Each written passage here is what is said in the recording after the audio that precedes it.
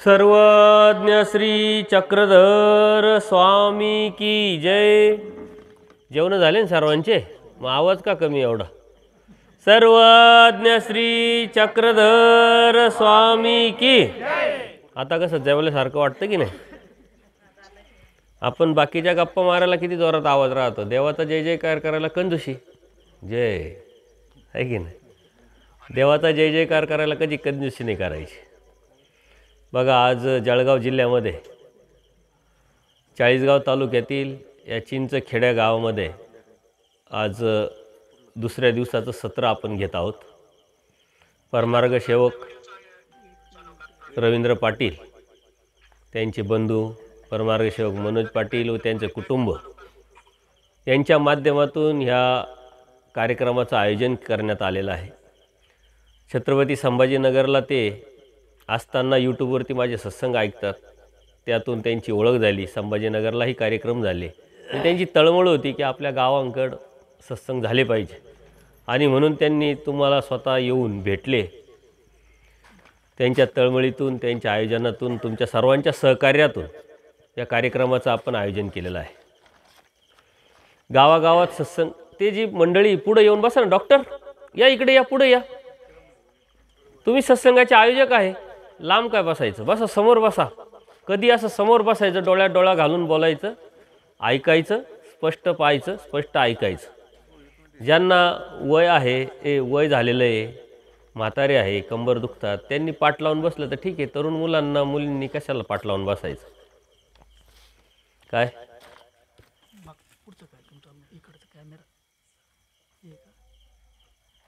इकडचं कॅमेरा, तू link open केली ना, तू मग लिंक ओपन करायचं। आता तू ऑलरेडी काय, आता ते मला नाही सांगता येणार।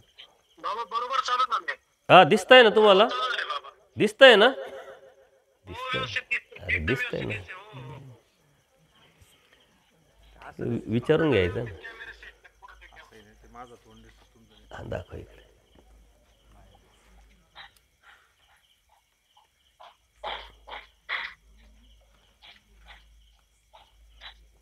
फ्रंट कॅमेरा आहे,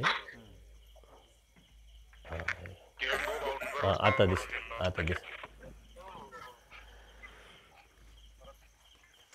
तर आपल्या या एरियामध्ये भरपूर गावं उपदिशी आहे।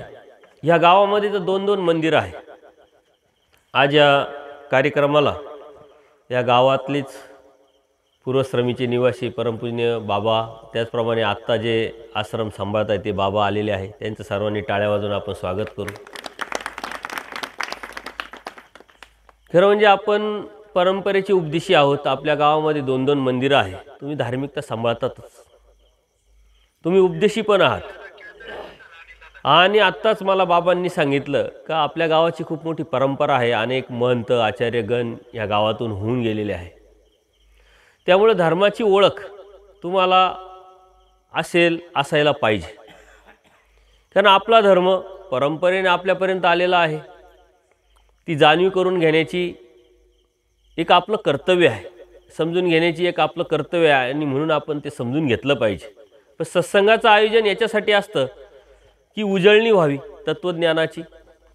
सर्वज्ञ श्री जगद्गुरूंनी आपल्याला दिलेला जो धर्म आहे त्याची, किंवा धर्मात आपण राहत असताना, धार्मिकता सांभाळत असताना आपल्या मनामध्ये बरेच गैरसमज असतात। आजची नवीन पिढी आलेली आहे, फॉरवर्ड पिढी, कोणी डॉक्टर आहे, कोणी इंजिनियर आहे, कोणी सर्व्हिस करतं आहे, कोणी नोकरी करतं आहे, व्यवसाय करतं आहे। त्या माध्यमातून बाहेरच्या जगामध्ये आपल्याला फिरावं लागतं आणि त्यातून गैरसमज पण निर्माण झालेले असतात, आणि गैरसमज या अज्ञानातून, अन्यथा ज्ञानातून निर्माण होतं।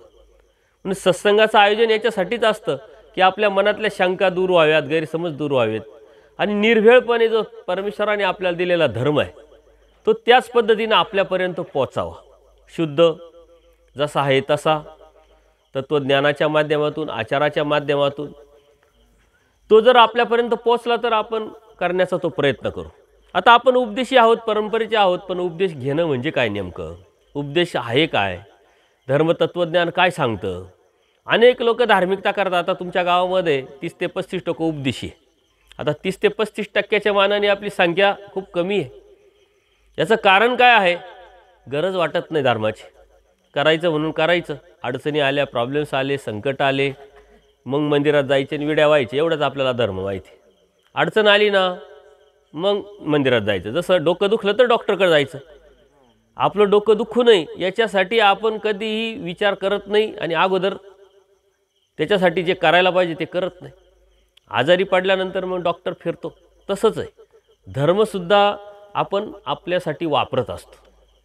अडचणी आल्या म्हणून मग देवाकडे जायचं, मग तिथं जाऊन करायचं काय, माहीत काहीच नसतं, कोणीतरी लोक करतात, मग आपण करायचं आणि त्यातून मग रिझल्ट नाही भेटला तर मग धर्मावरती आपली जी निष्ठा असते ती बी कमी होते आणि योगायोगाने रिझल्ट भेटलाच तर मग देव खरा म्हणतो, धर्म खरा.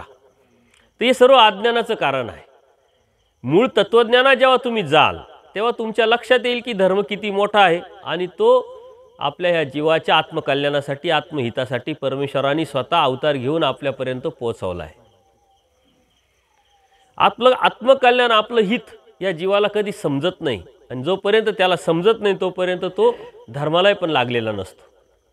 धर्माला लागणं म्हणजे आत्महित, आत्मकल्याण कशात आहे हे समजून घेतल्यानंतर ती धार्मिकता खरी. आज आपण लोक करतात, समाज करतो, परंपरा आहे, आपल्या आजूबाजूला उपदेशी लोक आहे, आपले घरचे उपदेशी आहे, मंदिर आहे म्हणून काहीतरी कधीतरी एक वेळ म्हणून आपण करण्याचा प्रयत्न करतो. तर ह्या ज्या गोष्टी आहे ह्या आपण समजून उमजून घेत नाही. परंतु जर भौतिक जगामध्ये जगत असताना जर आपण विचार केला तर प्रत्येक गोष्ट आपण समजून उमजून घेतो. शेती करायची, व्यवसाय करायचा, नोकरी करायची, ट्रेनिंग घेतो आपण. आता एखाद्या व्यक्तीने एखादी डिग्री मिळवली तर त्याला नोकरीला गेल्यानंतर लगेच कामाची जबाबदारी देत नाही, त्याला ट्रेनिंग दिलं जातं. तर त्याने ऑलरेडी शिक्षण घेतलेलं आहे, डिग्री घेतलेली, त्याला ट्रेनिंगची काय गरज आहे. परंतु ते ट्रेनिंग याच्यासाठी असतं प्रॅक्टिकल नॉलेज, आणि आपण डिग्री घेतली थिअरी नॉलेज असतं, पुस्तकी ज्ञान. प्रॅक्टिकल गेल्यानंतर यातला थोडाफार फरक पडतो म्हणून ट्रेनिंग दिल्या जातं आणि त्या ट्रेनिंगच्या नंतर आपण जबाबदारी आपल्याला दिल्या जाते आणि आपण काम करत असतो. थोडे दूर जा. तर या साऱ्या ज्या गोष्टी आहे आपण भौतिक जगामध्ये विचार करत असतो आणि विचार करत असताना आपण हे सांभाळत पण असतो. धर्म मात्र त्याचा कधी विचार करत नाही, चिंतन करत नाही. काय आहे धर्म, काय आहे तत्त्वज्ञान, त्या तत्त्वज्ञानाच्या माध्यमातून आपण कसं राहायला पाहिजे, कसं वागायला पाहिजे, कसं बसायला पाहिजे, कसं बोलायला पाहिजे, धर्माला काही आचार असतो की नाही, तत्त्वसिद्धांत असतात की नाही, काही नियमावली आहे की नाही, याच्या फंदात आपण कधीच पडत नाही. कारण का, तर आपल्याला ती गरज वाटत नाही. आणि गरज वाटली तर दृष्टपर भक्ती आपण तर करतच आलेलो आहे परंपरेने. त्याच्यामुळे या साऱ्या गोष्टी ज्ञानाशी निगडीत आहे.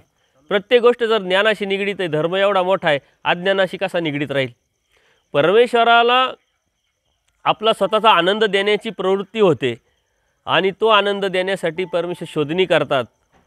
देवतेकडे बघितलं, देवता बंधनात आहे, कायमच्या बंधनात, नित्यबंधनात. जीव बंधनात आहे पण मुक्तीला जाणार आहे. प्रपंच जड आहे म्हणून जीवाची निवड परमेश्वराने आनंद देण्यासाठी केली. आता आनंद द्यायचा म्हणजे नेमकं काय, ही प्रक्रिया काय, ही आपण समजून घ्यावी लागेल. आपण जन्ममृत्यूच्या फेऱ्यात अडकलेलो आहे. आपल्या धर्माचा सिद्धांत काय आहे का, जो जन्माला आलेला तो मरतो, मेलेला मनुष्य जन्माला येतो. म्हणजे काय, पुनर्जन्म. आज आपल्याला ते सर्व दिसतं. मेलेले लोक दिसतात, जन्माला आलेले लोक दिसतात. म्हणजे जन्माला आले ते मरतात हे आपल्याला दिसतंय, तर मग मेलेले तेच जन्माला आलेले राहतात. हा सिद्धांत जेव्हा आपण समजून घेऊ तेव्हा आपल्या मनातले जे गैरसमज, कर्मकांड, विधी आजपर्यंत जे आपण करत आलो धर्माच्या नावाखाली, ते सर्व निकाली निघतात. आणि हा जन्ममृत्यूचा रोग लागला आहे. आपण जन्माला येतो, करतो काय, कर्म करतो, आणि ह्या कर्मातून भोगण्यासाठी 84 लाख योनीमध्ये जातो, स्थावर नरकात जातो. 13 भेदी नरक परमेश्वराने शास्त्रामध्ये सांगितलेले आहे. तर ह्या नरकात गेल्यानंतर ह्या दुःख परमेश्वराला भगवत नाही आणि म्हणून पुन्हा पुन्हा परमेश्वर आपल्याला या नरदेहामध्ये जन्माला आणून आपल्याला बोध देतात आणि बोधाच्या माध्यमातून जीव, देवता, प्रपंच आणि परमेश्वर याचं जसं आहे तसं ज्ञान देतात. आता तुमचे बरेच नातेवाईक असतील, मित्र असतील की जे धार्मिक आहे, तुमच्याबरोबर चर्चा करतात. चर्चा करत असताना कधीतरी धर्माची चर्चा होते, विचाराची देवाणघेवाण होते, संवाद होतो. या संवादातून तुम्ही त्यांना किती सांगितलं तर ते काय लगेच उपदेशी होतात की नाही होत. का, तर बोध आणि बोधशक्ती परमेश्वराकडून असते. त्याला काहीतरी कनेक्शन पाहिजे. MSCBवरून लाईट असेल तर आपण बटन दाबलं तर लाईट लागते, फॅन लागतो. परंतु MSCBवरूनच लाईट जर नसेल तर ते किती बटणं दाबले तर त्याला काय उपयोग नाही. म्हणून परमेश्वराची कृपा, आणि ही कृपा कशाने मिळते? कळत न कळत आपण आयतुक भूत भजन जर केलं, कोणाला तरी ज्ञानी या भक्ताला परमेश्वराच्या दैवराटीच्या जीवाला जर कोणत्याही प्रकारचा हेतू नाही, उद्देश नाही, त्या उद्देशाने जर आपण अन्नदान केलं तर मग आपल्याला योग्यता प्राप्त होते आणि त्या योग्यतेनुसार परमेश्वर बोध देतात. आणि तो बोध झाल्यानंतर आपल्याला कळतं जीव, देवता, प्रपंच आणि परमेश्वर या 4 खांबांवरती धर्म उभा आहे. वास्तविक जन्म मृत्यू हा आपला सिद्धांत आहे. जन्माला आल्यानंतर मग आपलं करायचं काय, उद्देश काय? की जन्माला आल्यानंतर एकच आहे की आपलं आत्महित आत्मकल्याण आपण करून घ्यायचं. जर यदा कधी ते आत्महित आत्मकल्याण आपण नाही केलं तर जो सिद्धांत त्यात आपण 100% बसणार आहे. आपण कितीही काही झालं तरी निसर्ग आपल्याला रिटायर करतो आणि निसर्गानुसार आपला मृत्यू होणार आणि त्याच्यानंतर नरकात जाणार, दुःखात जाणारच. परंतु आपल्याला विस्मृतीचं परमेश्वराने खूप मोठं गिफ्ट दिलेलं आहे. काल काय जेवण केलं हे आपल्याला माहीत नाही, तेव्हा मागच्या जन्मात काय आणि पुढच्या जन्मात काय हे आपल्याला माहीत नसतं. पण दुःख मात्र वास्तविक जे आहे ते आपल्याला मिळतं हे 100% खरं. कारण शास्त्रात परमेश्वराने तत्त्वज्ञान आपल्याला आपल्यापर्यंत पोहोचवलेलं. त्याच्यासाठी परमेश्वर स्वतः अवतार घेतात. जीवाच्या हितासाठी, जीवाच्या कल्याणासाठी अवतार घेऊन वाडेवेडी फिरतात, स्वतःची ओळख देतात, हे तत्त्वज्ञान सांगतात की तू होता कुठं, आला कसा, कोणी आणलं, ही सृष्टी का निर्माण केली, कोणी निर्माण केली, या साऱ्या प्रश्नाचे उत्तर आपल्या तत्त्वज्ञानात परमेश्वरांनी आपल्याला दिलेले आहे. आपण मायेच्या तमात होतो, त्या मायेच्या तमातून परमेश्वर कृपेने, परमेश्वराच्या प्रवृत्तीनं, मायेने आपल्याला काढलं. मूळ सृष्टीमध्ये आल्यानंतर परमेश्वरांनी स्वतः श्रीमुखी आपल्याला तत्त्वज्ञान सांगितलं आणि हे तत्त्वज्ञान सांगितल्यानंतर आपल्याला अधिकार नसल्यामुळं आपण ते दवडलं. वारंवार दौडत आलो तरी परमेश्वरांनी वारंवार आपल्याला बोध दिलेला आहे, वारंवार आपल्याला जन्माला घातलेलं आहे, स्वतः अवतार घेऊन तत्त्वज्ञान सांगितलं. ज्याप्रमाणे आपल्या घरामध्ये लहान मुलगा असतो बघा, त्याला भूक लागते, रडायला लागतं किंवा आजारी पडल्यानंतर त्याला औषध द्यायचं असतं. आता लहान मुलगा आहे, त्याला औषध खाल्ल्यानंतर पिल्यानंतर आपण बरं होऊ याची काही जाणीव नसते, किंवा दूध पिल्यानंतर आपलं पोट भरेल, आपल्याला झोप लागेल शांततेने याची काही जाणीव नसते. ते आईला कळतं आणि ती आई त्याला मांडीवर घेते, वाटीत दूध घेते किंवा औषध घेते आणि त्याला पाजायला सुरुवात करते. ते लगेच पितं का? ते पित नाही, इकडं तोंड करतं, तिकडं तोंड करतं. ह्या गडबडीमध्ये बरंचसं दूध सांडतं, पण ती आई विचार करत नाही दूध सांडतंय, त्याचं वाया जातं याचा कधीच विचार करत नाही. तिचा प्रयत्न मात्र कायमचा चालू असतो, सातत्यपूर्ण चालू असतो. एखादी शेजारणी बाई त्याच वेळेस आली तर ती म्हणते दूध वाया जातंय, त्याला भूक लागेल तेव्हा पिईल, कशाला तू दूध वाया घालवते. ती आई काय म्हणते, दूध वाया गेल्याचं दुःख नाही मला, याच्या पोटात 2-3 चमचे गेले तेवढंच तो शांत होईल, झोपेल. याचा अर्थ काय की परमेश्वर आपल्याला वेळोवेळी कोणाच्या तरी माध्यमातून, कोणाच्या तरी निमित्तातून हे तत्त्वज्ञान सांगताय. आपण वेळोवेळी सांडवत आलो. आपल्याला तो गरज वाटत नाही, समजून घेत नाही, जाणून घेत नाही. ज्ञान धर्माचं आहे आणि त्या ज्ञानावरती चालावं लागतं हे आपल्याला माहीतच नाही का? तर आजूबाजूचं तसं वातावरण नाही, मनामध्ये गैरसमज, अज्ञान. आपण अभ्यास न करता धर्माची मात्र आपण अंदाज करत असतो. मग तो अंदाज कशाने? इकडं तिकडं बघितल्यानंतर, कोणाच्या तरी वागण्यावरून, कोणाच्या तरी सांगण्यावरून तो अंदाज करत असतो आणि तशाच पद्धतीचा धर्म आहे असं म्हणून स्वीकारतो आणि चालत राहतो. परंतु ती योग्य आहे की अयोग्य आहे याचं चेक आपण करत नाही.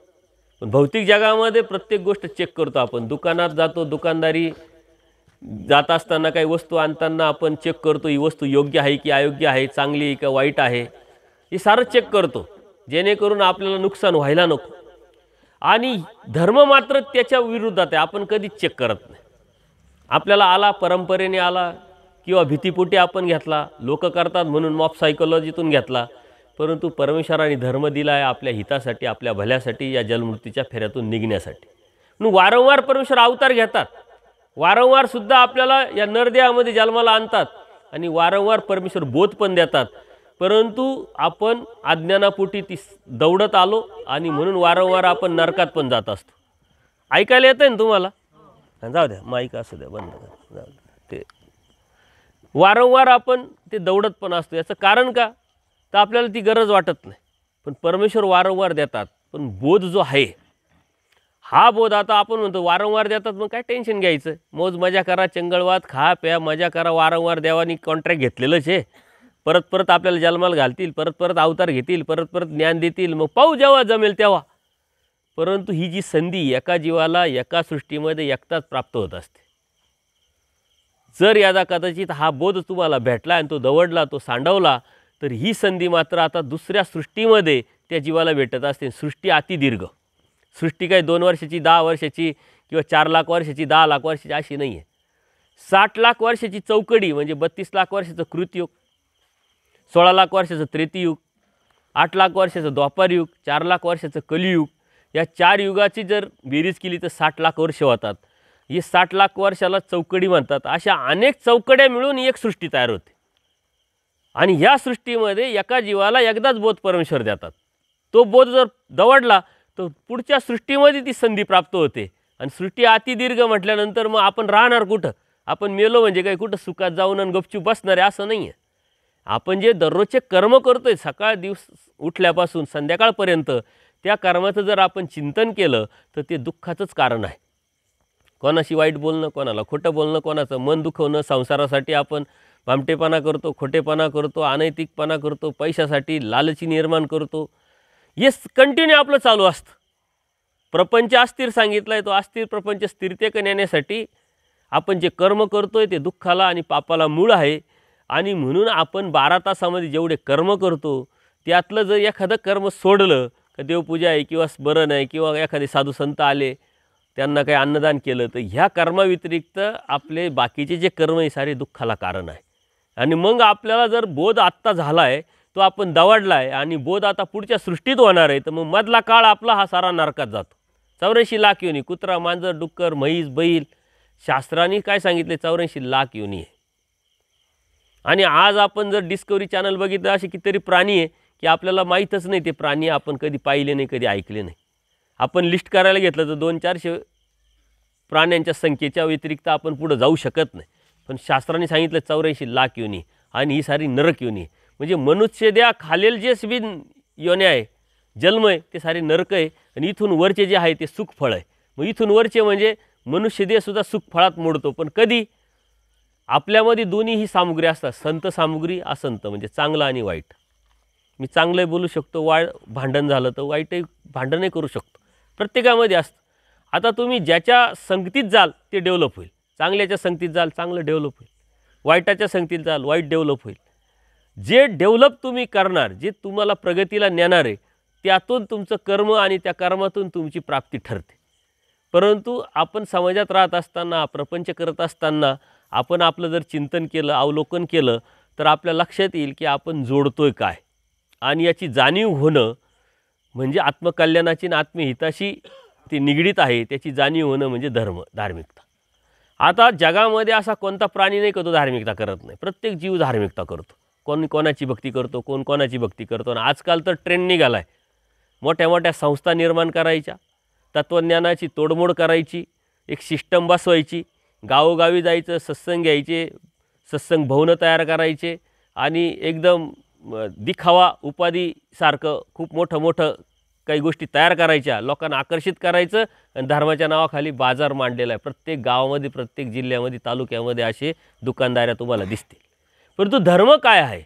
धर्म हा सृष्टीच्या निर्मितीशी निगडीत आहे. सुरुवातच तिथून होते.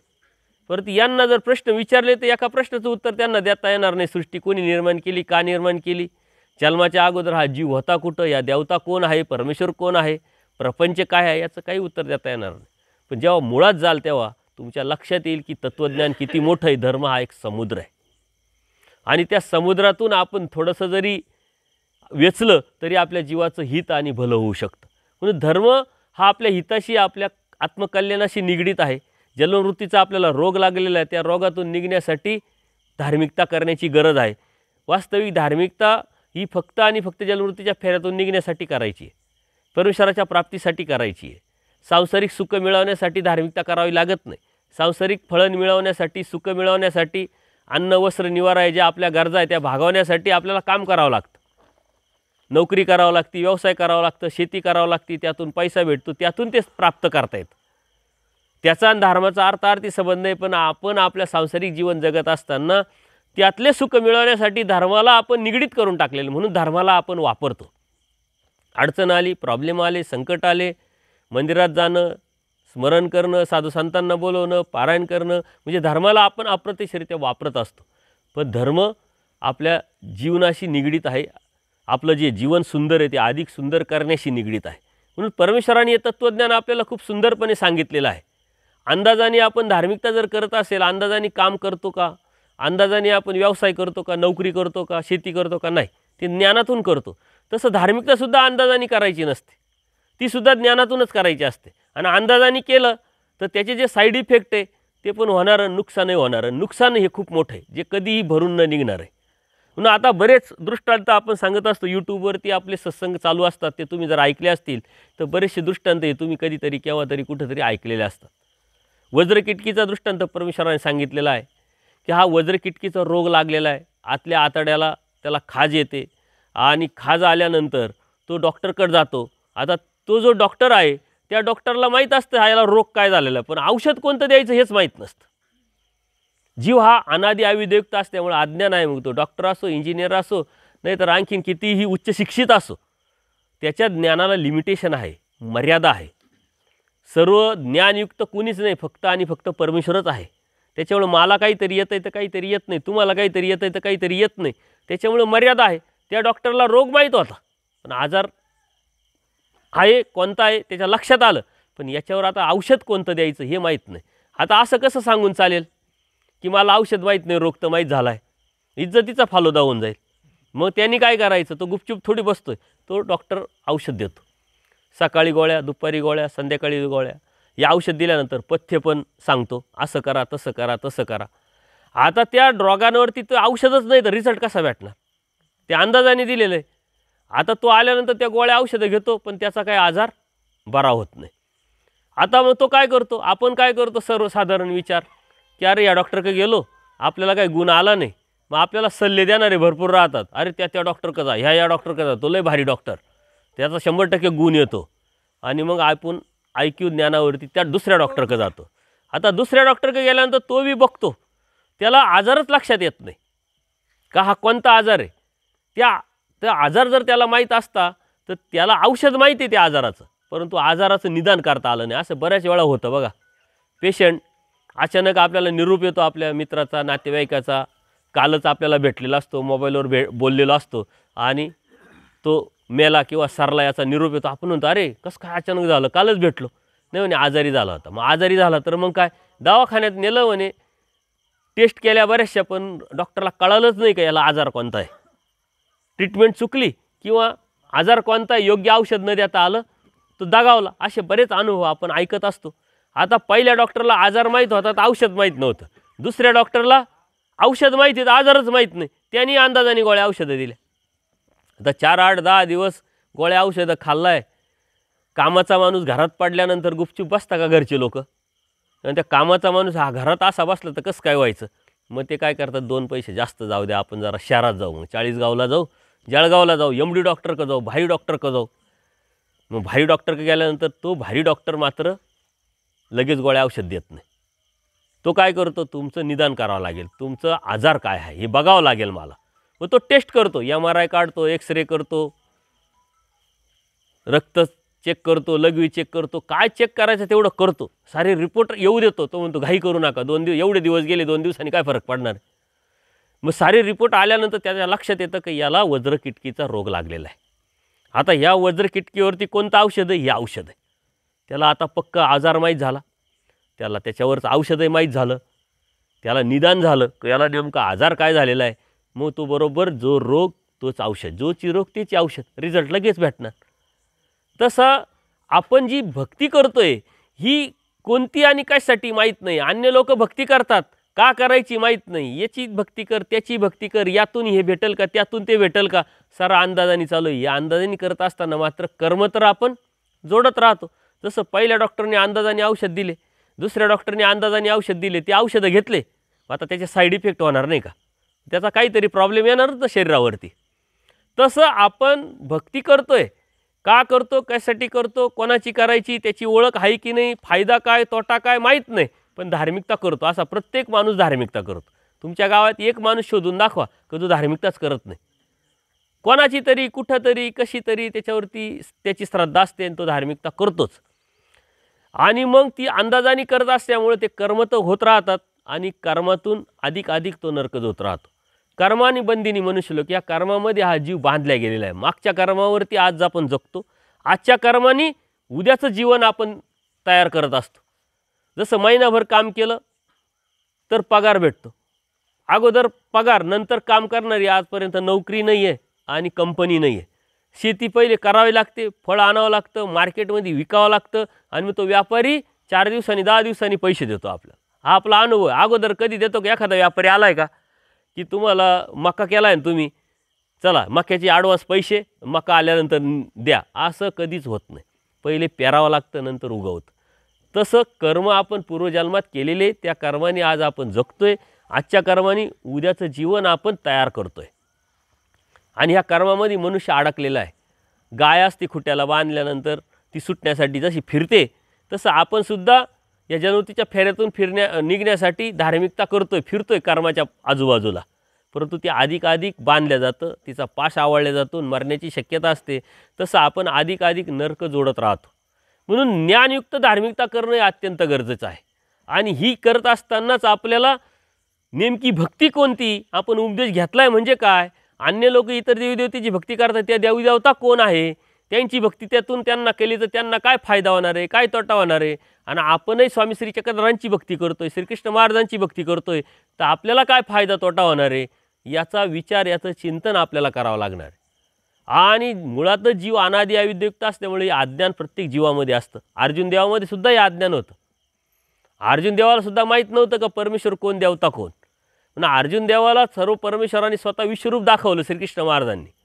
देवतेची भक्ती केली तर म्हणशील देवतांना प्राप्त होतील, तुझा पुण्य संपला का तेच तुला परजन्मवृत्तीच्या फेऱ्यातून ढकलतील, तुला परजन्मवृत्तीच्या फेऱ्यात यावं लागेल, परत कर्म जोडशील, परत जन्मवृत्तीच्या फेऱ्यात जाशील, त्याच्यामुळे तू देवतेची भक्ती करू नको, हे श्रीकृष्ण महाराज स्वतः सांगतात.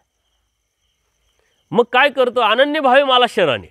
अनन्य भावे जर मला तू शरण आला, मला जाणलं आणि जे मी प्राप्त करशील ते मला अर्पण केलं, तर मी निसंशय तुला जन्मवृत्तीच्या फेऱ्यातून काढील. हे कोण सांगते, श्रीकृष्ण महाराज सांगताय, प्रॉमिस करताय, वचन देताय. 11व्या अध्यायात विश्वरूप दाखवताय, शेवटच्या अध्यायात रहस्यातलं रहस्य, गुह्यातलं गुह्य तत्वज्ञान मी तुला सांगतो. हे तू जर विश्वासाने, श्रद्धेने, निष्ठेने जर घेतलं, ज्ञानयुक्त घेतलं, तर 100% तू या जन्मवृत्तीच्या फेऱ्यात परत येणार नाही, असं श्रीकृष्ण महाराज स्वतः सांगतात.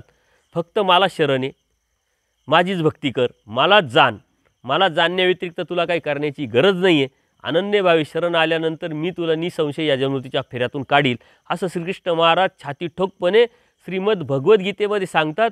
श्रीमद भगवद्गीता आपला धर्मग्रंथ आहे, जगमान्य ग्रंथ. तो जर आपल्या घरात नसेल, आपल्या ज्ञानात डोक्यात नसेल, आपण वाचन करेल नसेल, तर आपण हिंदूसुद्धा होत नाही. हिंदूचा मूळ ग्रंथ गीता आणि आपल्या घरातच नाही आहे, आपल्या डोक्यातच नाही, आपण स्वतःला हिंदू तरी कसं समजून घ्यायचं. म्हणून आपण शेतकरी आहे, तर शेतकरी म्हटलं तर त्याच्या नावावर काहीतरी शेती पाहिजे, तो काहीतरी शेती करणारा पाहिजे. नाही तर नावावर शेती नाही आहे आणि तो शेतकरी, चालेल का? नाही. प्रत्येक गोष्टीला कारण आणि त्या कारणातून त्याची ओळख, त्याचं अस्तित्व निर्माण होत असतं ना. अर्जुन देवाला परमेश्वराने तत्त्वज्ञान सांगितलं. आता परमेश्वर काय म्हणतात, प्रत्येक युगामध्ये धर्माची ग्लानी येते, धर्म अशक्त होतो, अधर्मालाच लोक धर्म समजायला लागतात आणि तो अधर्म धर्म म्हणून स्वीकारल्यामुळं अधिक नरकात, अधिक दुःखात जात असतं. म्हणून परमेश्वर काय म्हणतात, धर्माला जेव्हा ग्लानी येते त्यावेळेस मी अवतार घेतो आणि युगानुयुगे अवतार घेतो. आता द्वापार युगाचे आपण भगवद्गीताचं प्रमाण घेतलं आणि श्रीकृष्ण महाराजांचं अवताराचं प्रमाण घेतलं, मग आज कलियुगात जन्माला आलेलो आहे. मग कलियुगामध्ये 12व्या शतकात श्री चक्रधर स्वामींनी अवतार घेतलेला आहे आणि तो अवतार वाडोवाडी फिरून आपल्याला हे तत्त्वज्ञान सांगितलेलं आहे. पूजनीय माईम भट्ट नावाचे प्रथम लेखक होऊन गेले, का जे परमेश्वराचे भक्त होते. लीळाचरित्राचं आद्य ग्रंथ जो आहे त्याचं लिखाण पूजनीय माईम भट्टांनी केलं. 18 पुराण वेद शास्त्र जाणते होते, परंतु त्यांनासुद्धा अर्जुन देवासारखं कन्फ्युजन होतं का मी भक्ती कोणाची करावी आणि कोणाच्या भक्तीतून माझा जन्ममृत्यूचा फेरा चुकेल. जेव्हा डोमेग्रामला त्यांची भेट झाली स्वामी श्री चक्रधरांची आणि माईम भट्टांची, तेव्हा परमेश्वराने स्वतः सांगितलं की अनन्य भावे एका परमेश्वराला शरण गेल्याशिवाय तुला जन्ममृत्यूच्या फेऱ्यातून निघता येणार नाही. आणि तो परमेश्वर कोण आहे? श्रीकृष्ण महाराज आहे, श्री दत्तात्रय महाराज आहे, श्री चक्रपाणी प्रभू महाराज आहे, श्री गोविंद प्रभू महाराज आहे आणि आम्ही आहोत. स्वामी श्री चक्रधर स्वतः सांगताय की तुम्ही आम्हाला अनन्यभावे शरण या, आम्ही तुला जन्मवृत्तीच्या फेऱ्यातून नक्की काढेल. येत शरण आल्या काही मरण असे, मरण नाही याचा अर्थ जन्म नाही, जन्म नाही याचा अर्थ कर्म नाही, कर्म नाही याचा अर्थ नरक नाही. स्पष्ट तत्त्वज्ञान सांगतात. आता आपल्यामध्ये अज्ञान आहे त्यात विशेष काहीच नाही, कारण एवढले 18 पुराण वेदशास्त्र जाणत्यांमध्ये अज्ञान होतं, तर आपल्यामध्ये अज्ञान आहे त्यात विशेष काहीच नाही. परंतु आपण ते समजून घेतलं पाहिजे, जाणून घेतलं पाहिजे आणि ह्या जाणून उमजून समजून परमेश्वराची भक्ती आपण केली पाहिजे. 12व्या शतकात 365 दिवसाचे ऋतुवैकल्य लिहिले गेले होते. राजाश्रय भेटला होता. अधर्मालाच लोक धर्म समजून धार्मिकता करत होते आणि म्हणून अधिक हे जीव नरक जोडत होते आणि परमेश्वर दयाळू माळू कृपाळू असल्यामुळं या जीवाचं दुःख बघवत नाही, म्हणून परमेश्वर अवतार घेतात, वाडोवेळी फिरतात, तत्त्वज्ञान सांगतात. मी स्पीडली का सांगतो, विषय खूप मोठा आहे आणि त्या विशिष्ट विषयापर्यंत तुम्हाला घेऊन जायचं आहे, त्याच्यामुळं मी स्पीडली सांगतो आहे. तुम्हाला थोडासा वेळ देईल, मी स्पेस देईल. तुमच्या मनात काही प्रश्न असतील तर आपण त्याचं चिंतन करू, संवाद साधू. कारण सत्संग हा मी सांगायचा आणि तुम्ही ऐकण्याचा विषय नाही आहे. सत्संग हा विचाराचा देवाणघेवाणीचा विषय आहे आणि विषय इतका मोठा आहे, 1-1.5 तासामध्ये तो विषय संपत नाही. म्हणून मला अगदी स्पीडली तुमच्यापर्यंत तो विषय घेऊन जायचं राहतं आणि म्हणून खूप त्या फक्त विषयाला स्पर्श करत करत मी तुम्हाला घेऊन जातो. स्वामी श्री चक्रधरांनी हे तत्त्वज्ञान पूजनीय माईम भटांना निमित्त करून आपल्याला सांगितलेलं आहे. लीळाचरित्र मराठीतला आद्य ग्रंथ आहे. आता द्वापारयुगाची गीता आपण ऐकलेली असते, कलियुगाची सुद्धा भगवद्गीता आहे आणि ती मराठीत आहे. स्वामी श्री चक्रधरांनी मराठीचा अभिमान घेऊन मराठीत तत्त्वज्ञान सांगितलं, त्याला सूत्रपाठ म्हणतात. परंतु आपण उपदेश घेतला आहे. जसं हिंदू धर्मातल्या लोकांच्या घरामध्ये गीता नाही, तसं मानव संप्रदायाच्या घरामध्ये जर लीळाचरित्र नसेल, सूत्रपाठ नसेल, आपल्या डोक्यात ते नसेल, तर आपण मानवसुद्धा ठरत नाही. कारण देवपूजा आहे, परंतु देव नाही आहे. देव कुठं आहे? ज्ञानातून आपल्याला भेटत असतो. ज्ञानमोचक सांगितलं आहे. म्हणून देव हा ज्ञानातून, धर्म हा ज्ञानातून घ्यायचा असतो. आणि त्यावेळेस स्वामी श्री चक्रधरांनी अवतार घेऊन पूजनीय माईम भटांचं कन्फ्युजन काढण्यासाठी हत्तीचा दृष्टांत सांगितला. तो बऱ्याच वेळा तुम्ही ऐकला असेल, परंतु काही बरीचशी नवीन मंडळी आहे, अन्य लोकसुद्धा असतील, नवीन उपदेशी असतील, काही उपदेशी घरातले मुलं मुली असतील, अजून त्यांनी उपदेश घेतलेला नाही आहे. यांचं कन्फ्युजन काढण्यासाठी मी परत तो दृष्टांत सांगतो. हत्ती आहे, गावात येतो, सारे बघण्यासाठी हत्तीला जातात. तिथं आंधळे पण लोक असतात. आता आंधळे लोकांना वाटतं आपण हत्ती बघावं, कारण उत्सुकता प्रत्येकाला वाटते, इच्छा प्रत्येकाला असते. आणि मग ते आंधळे लोक हत्तीला बघायला गेल्यानंतर डोळे नाही पाहणार कसे, स्पर्शाने. मग एक आंधळा काय करतो, शेपटीला हात लावतो, एक पायाला, एक कानाला, एक सोंडेला, एक पाठीला, एक पोटाला, अशा वेगळ्या अवयवाला हात लावतात आणि येऊन बसतात, गप्पा मारायला लागतात. हत्ती बघितला, आपणही गप्पा मारायला बसल्यानंतर इकडूनच्या तिकडूनच्या गप्पा मारतो.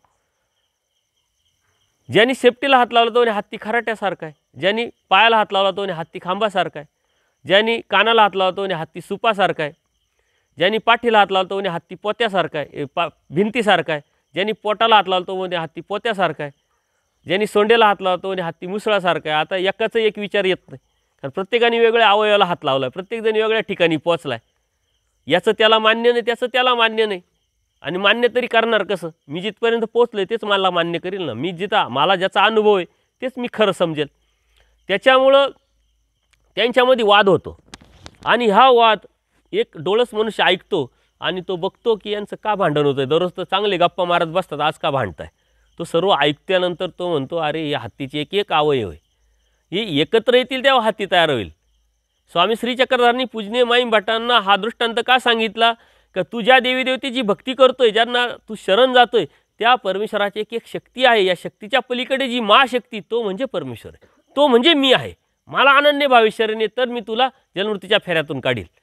स्वामी श्री चक्रधर आणि स्वामी श्री कृष्ण महाराज यांनी सांगितल्या व्यतिरिक्त कोणत्याही देवतेने कधीही आपली स्वतःची ओळख दिली नाही. का मी परमेश्वर आहे, मला शरण या आणि मी तुम्हाला जन्ममृत्यूच्या फेऱ्यातून काढील, असं जर कोणी सांगितलेलं असेल, तुमच्या वाचनात असेल, तर तुम्ही मला दाखवा, मी त्याला शरण जाईल.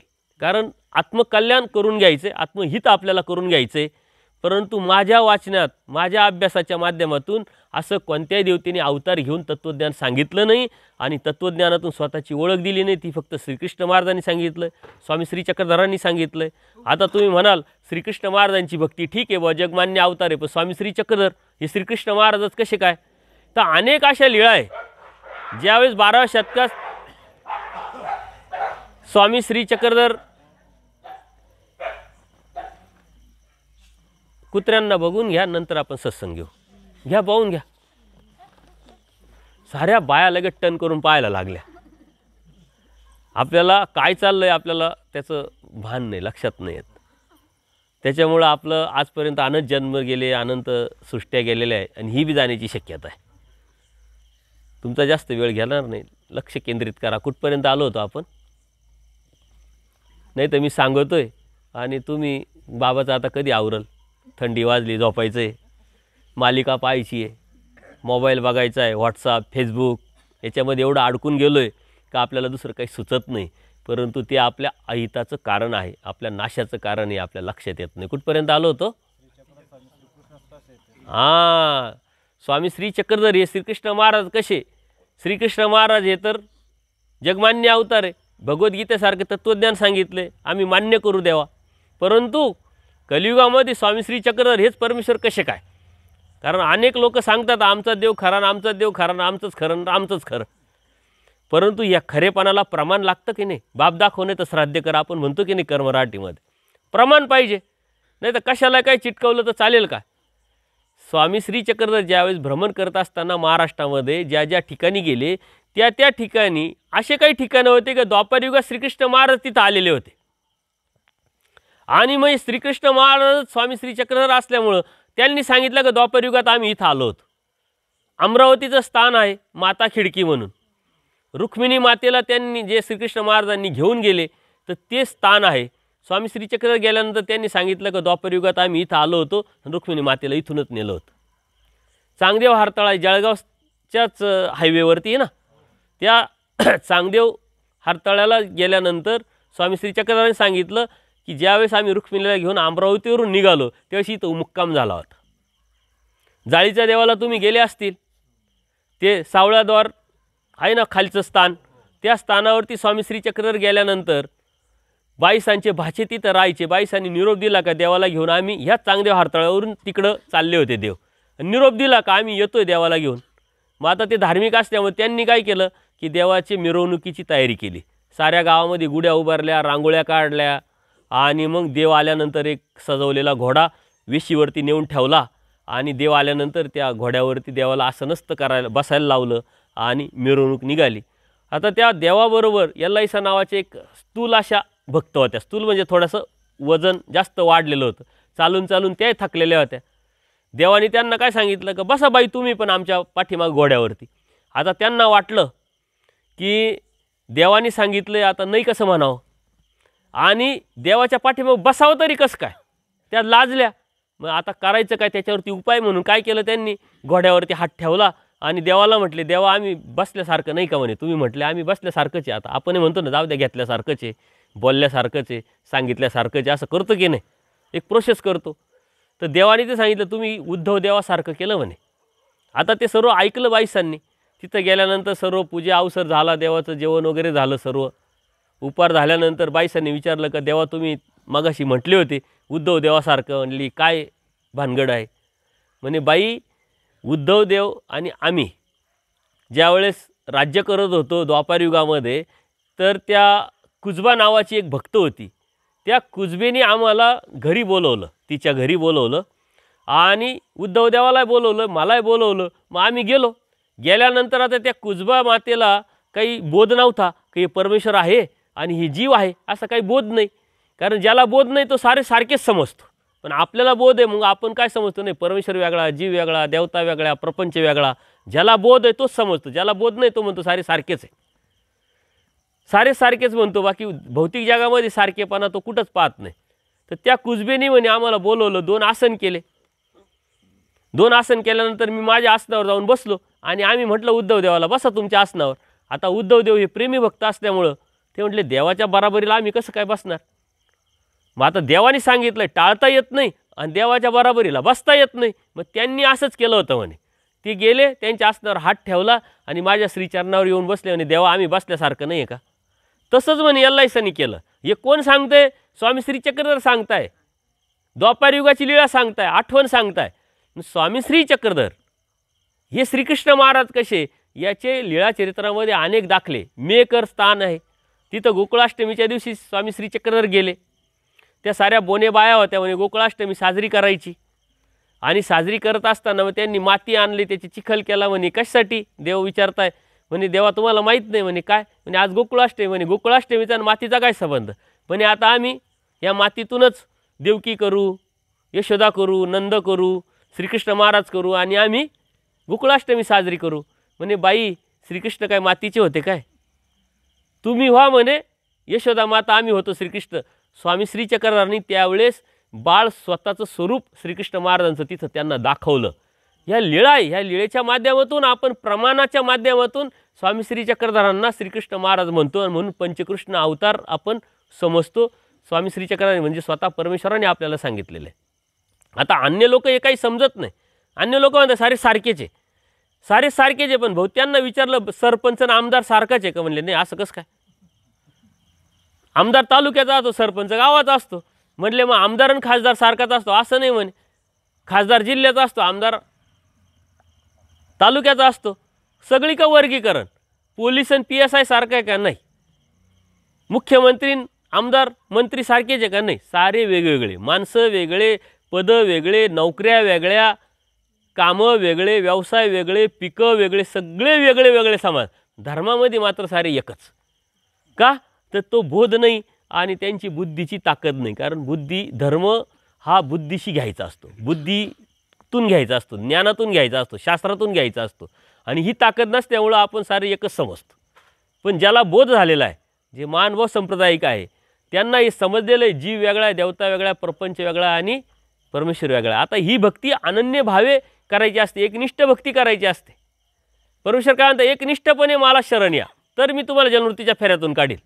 आणि एकनिष्ठ भक्तीची परमेश्वराने अपेक्षा केलेली आहे.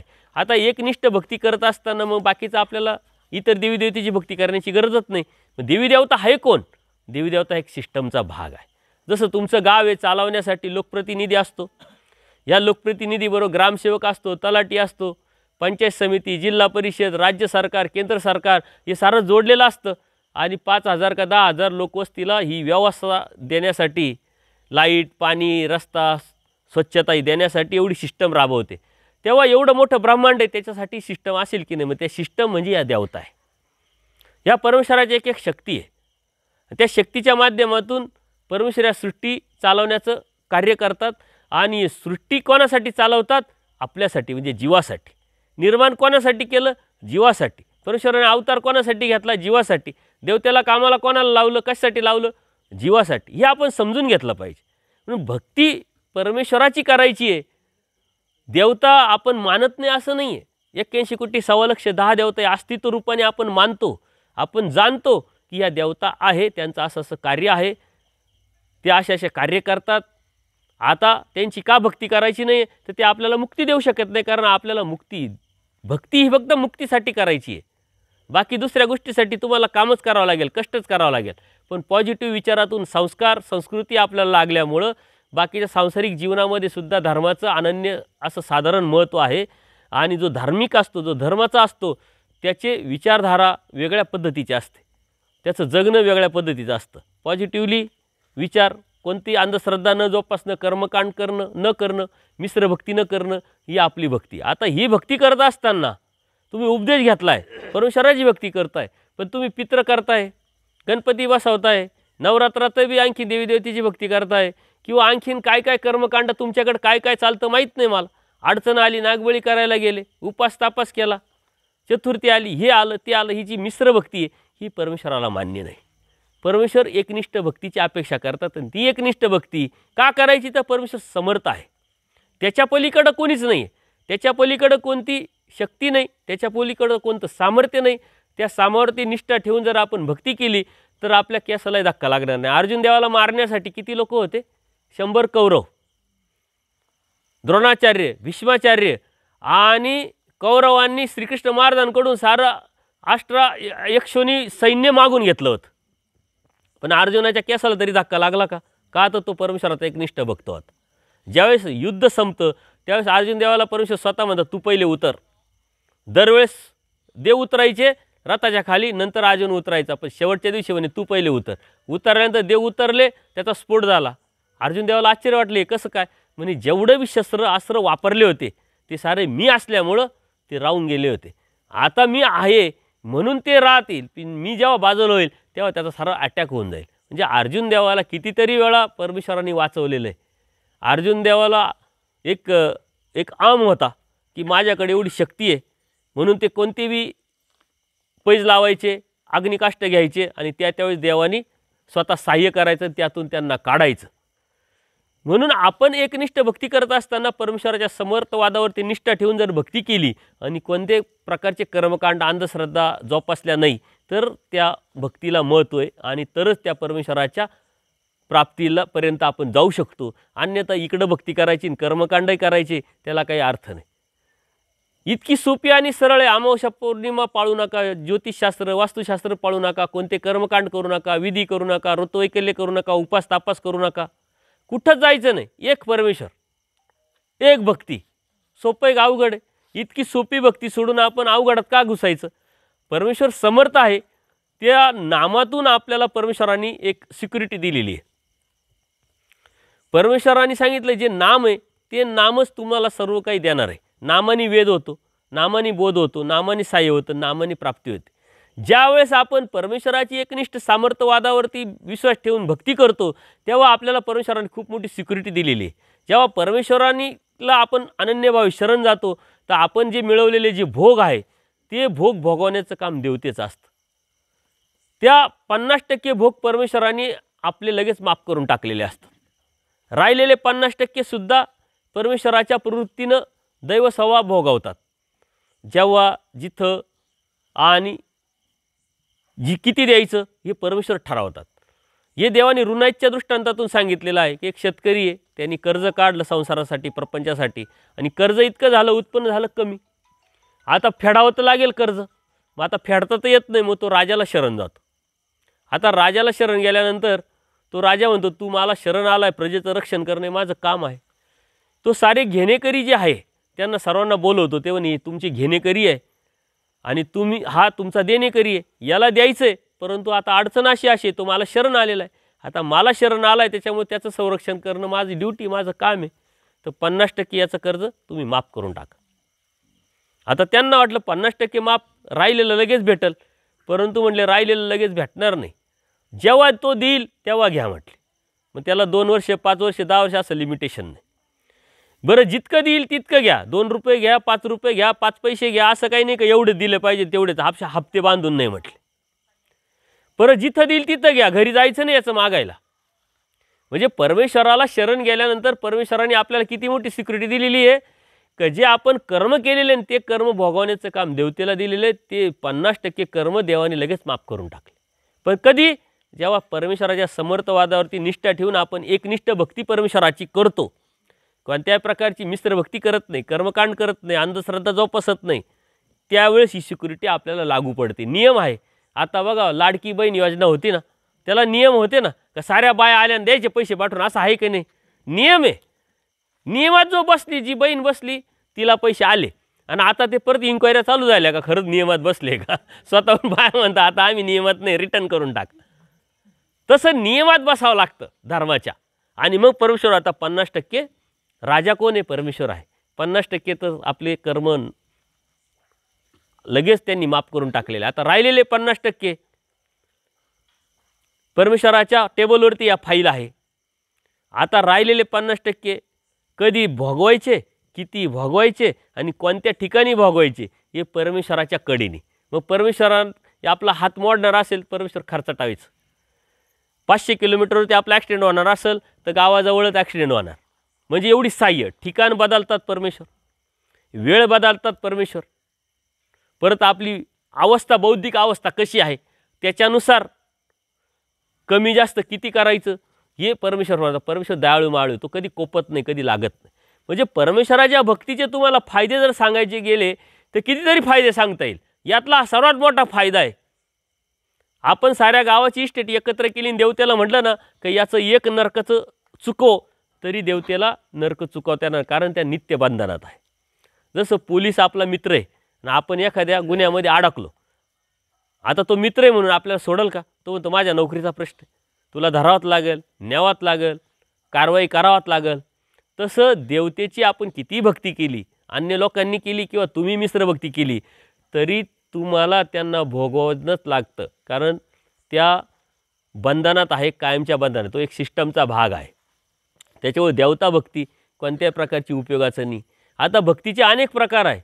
देवता भक्ती आहे, जीव भक्ती आहे, भूत भक्ती आहे आणि परमेश्वर भक्ती आहे. काही तांत्रिक मांत्रिक लोक भूत भक्ती करतात. जीव भक्ती करणारे लोक आहे, गुरुचीच भक्ती करतात. काही आता साधू अन्य साधू लोक आहे, त्यांचीच भक्ती करतात की नाही. देवतेची भक्ती करतात. सर्वात श्रेष्ठ भक्ती परमेश्वराची भक्ती. परमेश्वर काय म्हणतात, इथं भक्ती करत असताना फक्त मला जाणण्या व्यतिरिक्त काही जाणण्याची गरजच नाही म्हटले. मला जाण, मी कोण आहे आणि मला अनन्यभावे शरण आहे. मग असंच करायला पाहिजे, तसंच करायला पाहिजे असं काही नाही. तुमचा भोळा भाव हा परमेश्वराला अपेक्षित आहे. बाकी देवतेची भक्ती जर थोडी जरी चुकली तरी फटका पडतो. परमेश्वराने आपल्या तत्त्वज्ञानात सांगितलेलं आहे. अर्जुन देव, एकदा तुम्ही ती आख्यायिका ऐकलेली असेल पुराणातली. अर्जुन देवा ज्या ठिकाणी, ज्या ब्राह्मणाच्या ठिकाणी शिकायला होते ना, ते सांदीपनी ऋषींचे जे मुलं आहे ते जन्माला आले का लगेच मरायचे. आता ती ब्राह्मणी रडायला लागली. एक मुलगा गेला, 2 मुलं गेला, तिसरा गेला, चौथा गेला. ती अर्जुनाला तिनं धिक्कारलं की तुझ्याकडे एवढं मोठं गांडीव धनुष्य आहे, एवढं मोठं ब्रह्मास्त्र आहे, काय उपयोगाचं म्हटले. तू असताना माझे मुलं मरतात, त्याला वाचू शकत नाही तू, तर तुझ्यावर धिक्कार आहे म्हटले. त्याचा युगो हट झाला. युगो हट झाल्यावर माणूस कधी पेटतो लगेच. अर्जुन देव म्हटले, आत्ताच्या आत्ता मी तुझे मुलं घेऊन येतो. रात्रीतून जर तुझे मुलं नाही आणले तर मी सकाळीच अग्निकाष्ट घेऊन टाकेल. त्याला वाटलं आपण रान कुठे जाणार, नरकात असतील, स्वर्गात असतील, पाताळात असतील, आपण सगळीकडे जाऊ. कारण अर्जुन देव सगळे सामुग्रीवंत होते, ते कुठे जाऊ शकत होते. एवढी ताकद जीवासून त्यांनी मिळवलेली होती साधनेतून. ते रात्रभर फिरले, नरकात गेले नाही, स्वर्गात गेले नाही, पाताळात गेले नाही, कुठंच मुलं सापडेना. रात्र निघून गेली. आता शब्दाचा पक्का अर्जुन देव. त्यांनी सकाळी लगेच अग्निकाष्ट घ्यायची तयारी केली. लाकडं आणले, रचले. देवाला निरोप गेला की आता अर्जुन देव असे करून राहिले. आता देवाला माहिती आहे नेमकं काय, देव सर्वज्ञ. देव आले, म्हटले चला आमच्याबरोबर. ते मुलं कोणी नेलेले होते, विष्णू देवतेने नेलेले होते. का नेलेले होते, की ज्यावेळेस श्रीकृष्ण महाराजने अवतार घेतला त्यावेळेस विष्णू आणि त्यांची पत्नी लक्ष्मी ते बसलेले असताना त्यांनी दंडोत केला विष्णूनी. ती पत्नी काय म्हणते की तुम्ही कोणाला दंडोत केला, कोणापुढं झुकले. म्हणे तुम्ही तर सर्वश्रेष्ठ आहे म्हणे, आम्ही सर्वश्रेष्ठ नाही म्हणे. या सृष्टीचा जो अनंत ब्रह्मांडांचा नायक आहे त्या परमेश्वराने आज या पृथ्वी तलावरती अवतार घेतलेला आहे. त्यांना आम्ही दंडोत केला, त्यांना आम्ही मान झुकवली त्यांच्या पुढं. म्हणे असं तुमच्यावरती कोणीतरी आहे म्हणे. हो, ते खूप सुंदर आहे म्हणे, सौंदर्य त्यांचं काय सांगू म्हणे. आता ती पत्नीला थोडंसं आकर्षण निर्माण झालं. ते म्हणे मला त्यांचं दर्शनच करायचं. आता पत्नी हट्टी, पुढं काहीच चालत नाही. मग ते जीव असो नाही तर देवता असो, आता करायचं कसं. आणि विष्णू तर परमेश्वराला आदेश देऊ शकत नाही, बोलू शकत नाही. मग त्यांनी आयडिया केली. आयडिया काय केली, तर हे सांदीपनी ऋषीचे मुलं ते घेऊन जायचे आणि तिकडं लपवले. त्यांना माहिती आहे अर्जुन देव आणि अर्जुन देवासाठी श्रीकृष्ण महाराज येणारच म्हटले. त्यांनी ती आयडिया केल्यानंतर ते बरोबर तसं झालं. अग्निकाष्ट घ्यायला निघाले. अर्जुन देव म्हणतात, श्रीकृष्ण महाराज म्हणतात चला आमच्याबरोबर. आणि मग ते जेव्हा विष्णूच्या धामाला जायला लागले तेव्हा एका पायरीवरती देव म्हणतात इथं पायावरती पाय देऊ नका, तुम्हाला नंतर सांगतो म्हणे. आणि मग त्या पायरीवरती अर्जुन देवाला पाय द्यायला लावला नाही. ते तिकडं गेले. मग विष्णू देवतेने बी त्यांची माफी मागितली, सर्व वृत्तांत सांगितला आणि ते मुलं घेऊन ते परत आले. सांगण्याचं तात्पर्य काय, की त्या पायरीमध्ये कोण होतं. अर्जुन देवाने विचारलं, का हो या पायरीवरती तुम्ही पाय नाही द्यायला लावले, हे कोण आहे इथं. म्हणजे तुमचे वडील आहे पंडू राजा, त्यांनी 100 यज्ञ करायचा विडा उचलला होता. 100 यज्ञ त्यांना करायचे होते, पण कळत न कळत त्यांच्याकडून 99 यज्ञ झाले. एक यज्ञ चुकला तर त्या देवतेने त्यांना नरकात पाठवलं, जडत्वाच्या नरकात. सांगण्याचं तात्पर्य काय, देवतेची भक्ती एवढी कडक आहे, एक थोडी जरी चुकी झाली तरी ते तुम्हाला लगेच नरकात दुःखात पाठवत. तसं परमेश्वराचं नाही आहे. पंडूराजाने 99 यज्ञ केले तरी त्याला नरकात पाठवलं. आपल्याकडून तर ज्ञानच नसतं काही, आपण कशी भक्ती करतो, कितीतरी चुका करतो. पण परमेश्वराच्या भक्तीमध्ये दया माया कृपा करुणेने ओथंबलेला जो परमेश्वर आहे त्याची भक्ती करत असताना आपल्याकडून चुरी चुका झाल्या, जसं मुलाकडून चुका झाल्या तरी आई समजून घेते आणि पोटात घालते, तसं परमेश्वर स्वतः सांगतात मातेच्या पोटी ना आमच्या पोटी सर्व सामावले जातं म्हटले. मग त्या परमेश्वराची भक्ती करणं हे आपल्या जीवनाचं मूळ कर्तव्य आहे. आणि आपण भाग्यवान आहोत की आपण परमेश्वर भक्ती करतोय. स्वामी श्रीकृष्ण महाराजांनी सांगितलेल्या भगवद्गीतेच्या तत्त्वज्ञानावरती आधारित भक्ती करतो आहे.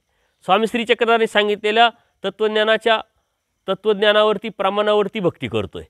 आपण कोणालाही काही म्हणत नाही, जे जसं आहे तसं जाणतो आणि त्यालाच परमेश्वर समजतो. त्या परमेश्वरात अनन्यभावे शरण जातो आणि त्या परमेश्वराचीच एकनिष्ठ भक्ती करतो. म्हणून आपण कोणते कर्मकांड करायची गरज नाही. बरं, ज्योतिषशास्त्र वास्तुशास्त्र का पाहायची नाही? तर आपण आता परमेश्वराची भक्ती करत असताना आपली जी अवस्था आहे ती उच्च स्थानीची आणि हे सारे जे कर्मकांड आहे, व्रतवैकल्य, उपास, तापास, हे सारं देवतेचे. आपण आता उच्च स्थानीचे असल्यामुळं ह्या सर्व प्रकाराचा आपल्यावरती काही परिणाम होत नाही. जसं तुमचे आता डायरेक्ट आमदाराशी कॉन्टॅक्ट आहे, सरपंच तुमचं पुढं करल किंवा तलाठी आहे, ग्रामसेवक तुमचे पटकन कामं करतील का तुम्हाला अडवणूक करतील? त्यांना माहिती आहे आमदाराचे डायरेक्ट कॉन्टॅक्ट आहे की नाही. सारे लोक मग तुमच्याकडे वशिला लावतात, आमदाराचे कॉन्टॅक्ट आहे, आपलं तेवढं काम करून द्या, आपलं तेवढं काम करून द्या. तसं परमेश्वराचे डायरेक्ट तुमचे कॉन्टॅक्ट आहे. आता देवता तुम्हाला काय करू शकतील काय? परंतु आपण आपल्या नियमात राहायचं, काहीच करत नाही म्हणून जायचं आणि काही करायचं असं नाही आहे. जसं आपण आता ट्रॅफिकमध्ये गाडी चालवतो, नियम पाळतो की नाही ट्रॅफिकचे, ते नियम पाळत असताना आपण कोणाला धक्का लागणार नाही, कोणाचा आपल्याला धक्का लागणार नाही अशी काळजी घेतो आणि गाडी बरोबर चालवत नेतो इच्छितस्थळी. तसं धर्माचे नियम आहे. ते नियम कोणते? एकनिष्ठ भक्तीचे. कोणत्याही कर्मकांडाचे करायचे नाही. कोणत्याही ठिकाणी जरी गेलो संग्रह पाळण्याच्या उद्देशाने तर ते तामस अन्न असतं म्हणून ते आपण स्वीकारायचं नाही, कारण मलिनत्व निर्माण होणार आहे आणि ते मलिनत्वातून आपण धर्मावरून जाणार आहे. धर्म आपल्याला जो भेटला आहे तो एवढा सहजासहजी नाही भेटलेला. बघा आता हे बाबा आहे ना, हे बाबांशी जेवताना बोलता बोलले, ते कर्मराटीत होते. ते म्हणे मी कितीतरी वेळा वरतून खाली आलो म्हणे, कितीतरी वेळा माझे नवीन जन्म झाले, कितीतरी देवता भक्ती त्यांनी केली, परंतु देवता भक्तीतून ते इकडं आले, नुसते इकडंच आले नाही तर ते अनुसरले, संन्यास घेतला. परमेश्वर त्यांना घेऊन आले, ते परमेश्वराकडे नाही आलेले. परमेश्वर फॉलो करतात. जो जीव योग्यतेचा आहे, अधिकाराचा आहे, जो प्रयत्नवादी आहे, सत्य काय जाणून घेण्याची इच्छा ठेवतो, त्याला परमेश्वर केसाला धक्का लागू देत नाही. कोणाच्या तरी निमित्तातून त्याला सहाय्य करत करत करत इथपर्यंत त्यांना आणलं. समोर उदाहरण आहे, असे हजारो उदाहरणं सांगता येतील. तसं तुम्हीसुद्धा इथपर्यंत आले, सहजासहजी नाही आले. कळत नकळत पाठीमागच्या भविष्यात भूतकाळामध्ये तुमचा काहीतरी घातपात होणार होता, काहीतरी आणखीन काहीतरी होणार होतं, पण होऊ दिलेलं नाही. आपल्याला ते माहीत नाही, अज्ञान आहे आपलं. इथपर्यंत तुम्हाला आणायचं होतं. परमेश्वराच्या या भक्तीपर्यंत कुणी आयरागायरा माणूस येऊ शकत नाही. ज्याचं पूर्वकर्माची जोड आहे, ज्यांनी अहेतुक भूतभजन केलेलं आहे, ज्यांनी परमेश्वराची कृपा जोडलेली आहे, त्यालाच परमेश्वर इथं कोणाच्या तरी निमित्तातून घेऊन येतात, त्यालाच बोध होतो आणि तोच परमेश्वराची भक्ती करू शकतो. कुणी करू शकत नाही. आपण भाग्यवान आहे का ज्या घरामध्ये जन्माला आलो, जिथं धर्म आहे, धार्मिकता आहे, संस्कार आहे, संस्कृती आहे. ज्या गावामध्ये जन्माला आलो का ज्या गावांमध्ये उपदेशी लोक राहतात, साधू संत येतात. आपण भाग्यवान आहे का आपण महाराष्ट्रात जन्माला आलो, भारतात जन्माला आलो, कारण भारत हा कर्मभूमी आहे, महाराष्ट्र ही सात्विक भूमी आहे. या गंगा तीरावरती आजूबाजूला स्थान आहे तुमचे, कनाशी इकडं तिकडं, या जवळ आपण जन्माला आलो, परंतु त्याचा फायदा आपण उचलला पाहिजे. आपल्याला किंमत कळत नाही. आपल्या जीवनाची किंमत आपल्याला का समजत नाही, तर आपल्याला त्याची किंमत माहीत नाही.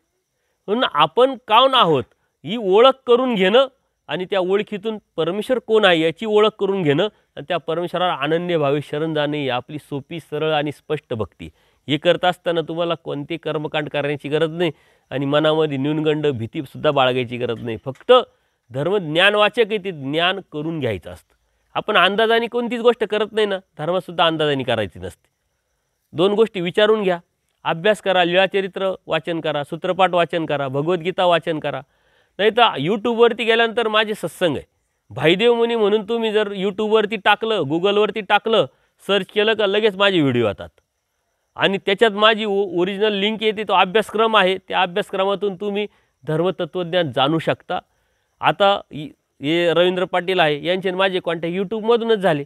ते सत्संग ऐकायचे. एकदा त्यांनी फोन केला, मग मी संभाजीनगरला गेलो, कार्यक्रम झाला, तिथून मग इकडं येण्याचा योग आला. हे सारे योग जे आहे परमेश्वरांनी आपल्यापर्यंत आणण्याचे परमेश्वरांनी नियोजन केलेलं आहे.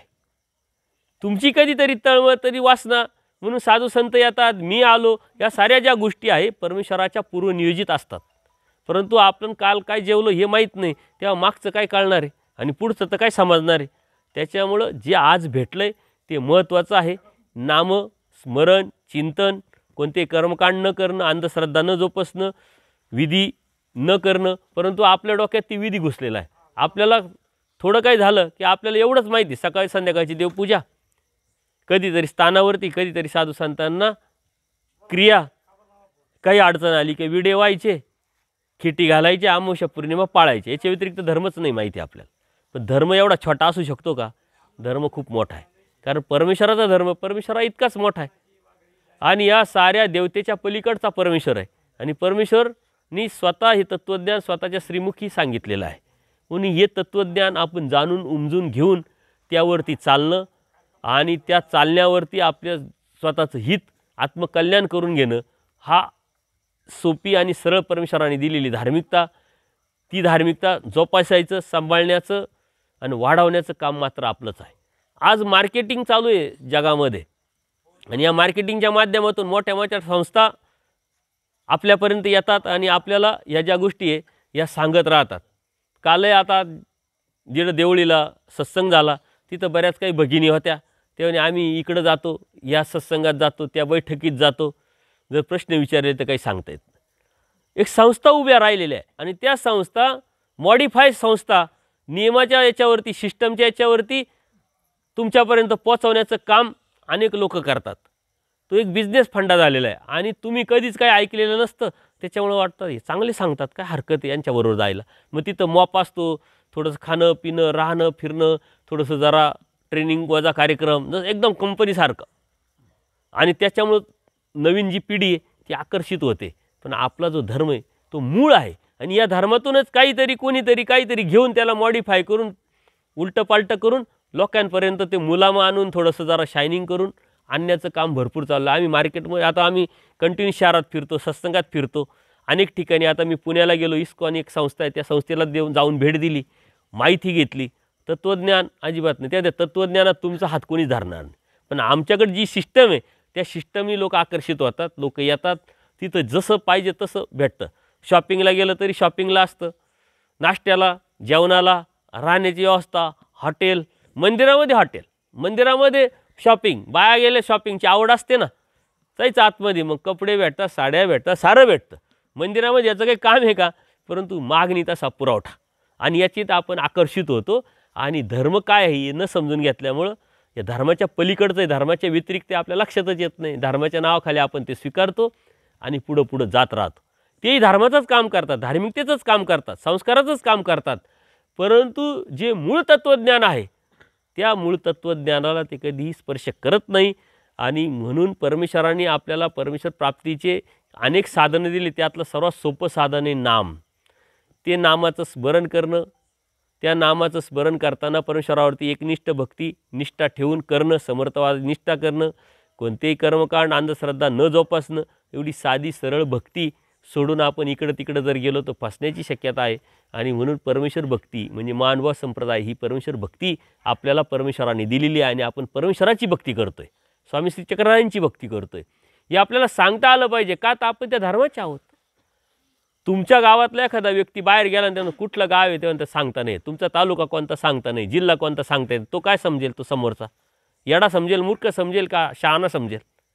आपलं तर आपल्याला माहीत पाहिजे, आपला धर्म आहे. ज्या घरात आपण राहतो तिथं देवपूजा आहे, आपले आईवडील उपदेशी आहे, आपण सुशिक्षित झालो, आपल्या आईवडिलांनी आपल्याला शिकवलं, तरी आपल्याला धर्म माहीत नसेल तर त्यांच्यावरती आपली निष्ठा नाही. धर्म आपल्याला समजून घेण्याची ताकद नाही, बौद्धिकता नाही. आपण स्वतःला खूप काहीतरी मॉडिफाय समजतोय. परंतु शास्त्र जेव्हा तुम्ही जाल तेव्हा सायन्सच्या पलीकडं शास्त्र आहे, सायन्सच्या पलीकडं, ज्ञानाच्या पलीकडं, विज्ञानाच्या पलीकडं शास्त्र आहे. कारण परमेश्वराने स्वतःची ओळख देत असताना सकळही ज्ञान सकळही विज्ञान हे म्हणजे परमेश्वर. विज्ञान हे धर्मच आहे आणि ज्ञान धर्म तिथं विज्ञान असतं, विज्ञान आहे तिथं धर्म असतो. असं कधी नसतं की विज्ञान संपलं धर्म चालू होतं. फक्त त्या कारणापर्यंत आपण पोचत नाही. विज्ञान काय म्हणतं? हे खरंच होतंय का? कार्याला आलेली कोणती गोष्ट आहे, कोणत्या कारणाने होती ती शोधू. आपण कारणापर्यंत जात नाही म्हणून आपण चमत्कार समजतो, पण तसं कधी होत नसतं. चमत्कार वगैरे असं काहीच नाही आहे.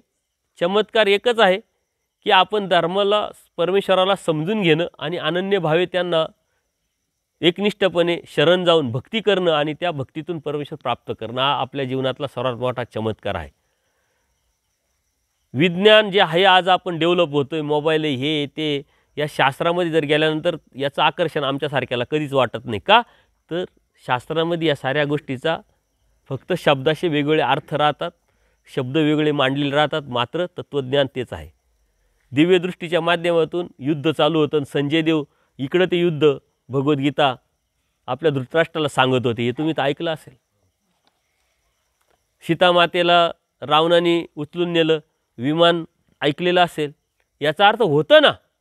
आणि विज्ञान काय आहे, त्याला शास्त्राची प्रेरणा आहे म्हणून संशोधन करतं आहे. एखादी वस्तू आहे म्हणून ती उदयास येते, जी नसेल ती उदयास येत नाही. विज्ञान कधीच आणू शकत नाही. तुम्हाला एक उदाहरण देतो. न्यूटननी कशाचा गुरुत्वाकर्षणाचा शोध लागला. आता शाळेतले मुलं मुली यांना माहिती सर्व. तो एका झाडाखाली बसलेला होता सफरचंदाच्या. ते सफरचंद खाली पडलं. त्याला विचार आला डोक्यात, काही सफरचंद खालीच का पडलं, वर का गेलं नाही, इकडं का गेलं नाही, तिकडं का गेलं नाही, खालीच का पडलं. मग त्यांनी अभ्यास केला, चिंतन केलं, मग त्यांनी सांगितलं गुरुत्वाकर्षणामुळे खाली पडलं. आता गुरुत्वाकर्षणामुळे ते खाली पडलं हे तेव्हा कळालं. मग ते फळ त्याच्या अगोदर काय कुठं वरती जात होतं, खालीच पडत होतं ना.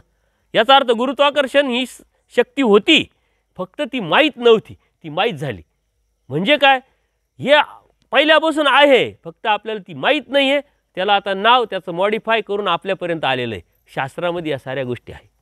जेव्हा तुम्ही अभ्यास कराल तेव्हा जगात ह्याच्या चाललेल्या गोष्टी त्याचं कधी आकर्षण वाटणार नाही आणि त्याला कधी तुम्ही शरण जाणार नाही, त्याला कधीही तुम्ही भुलून जाणार नाही, तुम्ही फसणार नाही. धर्मतत्त्वज्ञानामध्ये एवढं मोठं तत्त्वज्ञान, आगाध तत्त्वज्ञान दडलेलं आहे. त्याच्यामुळं अभ्यासाअंती या गोष्टी साऱ्या तुमच्यापर्यंत तुम्हाला पोचतील, लक्षात घ्या. धर्मतत्त्वज्ञान खूप मोठं आहे. तुमच्या मनात काही शंका असेल तर विचारा. इथं कोण आहे ज्यांनी उपदेश घेतलेला नाही, हात वर करा वर. ज्यांच्या घरामध्ये देवपूजा आहे, ज्यांच्या घरामध्ये देवपूजा आहे, आई वडील उपदेशी आहे परंतु उपदेश घेतलेला नाही, असे किती लोक आहे?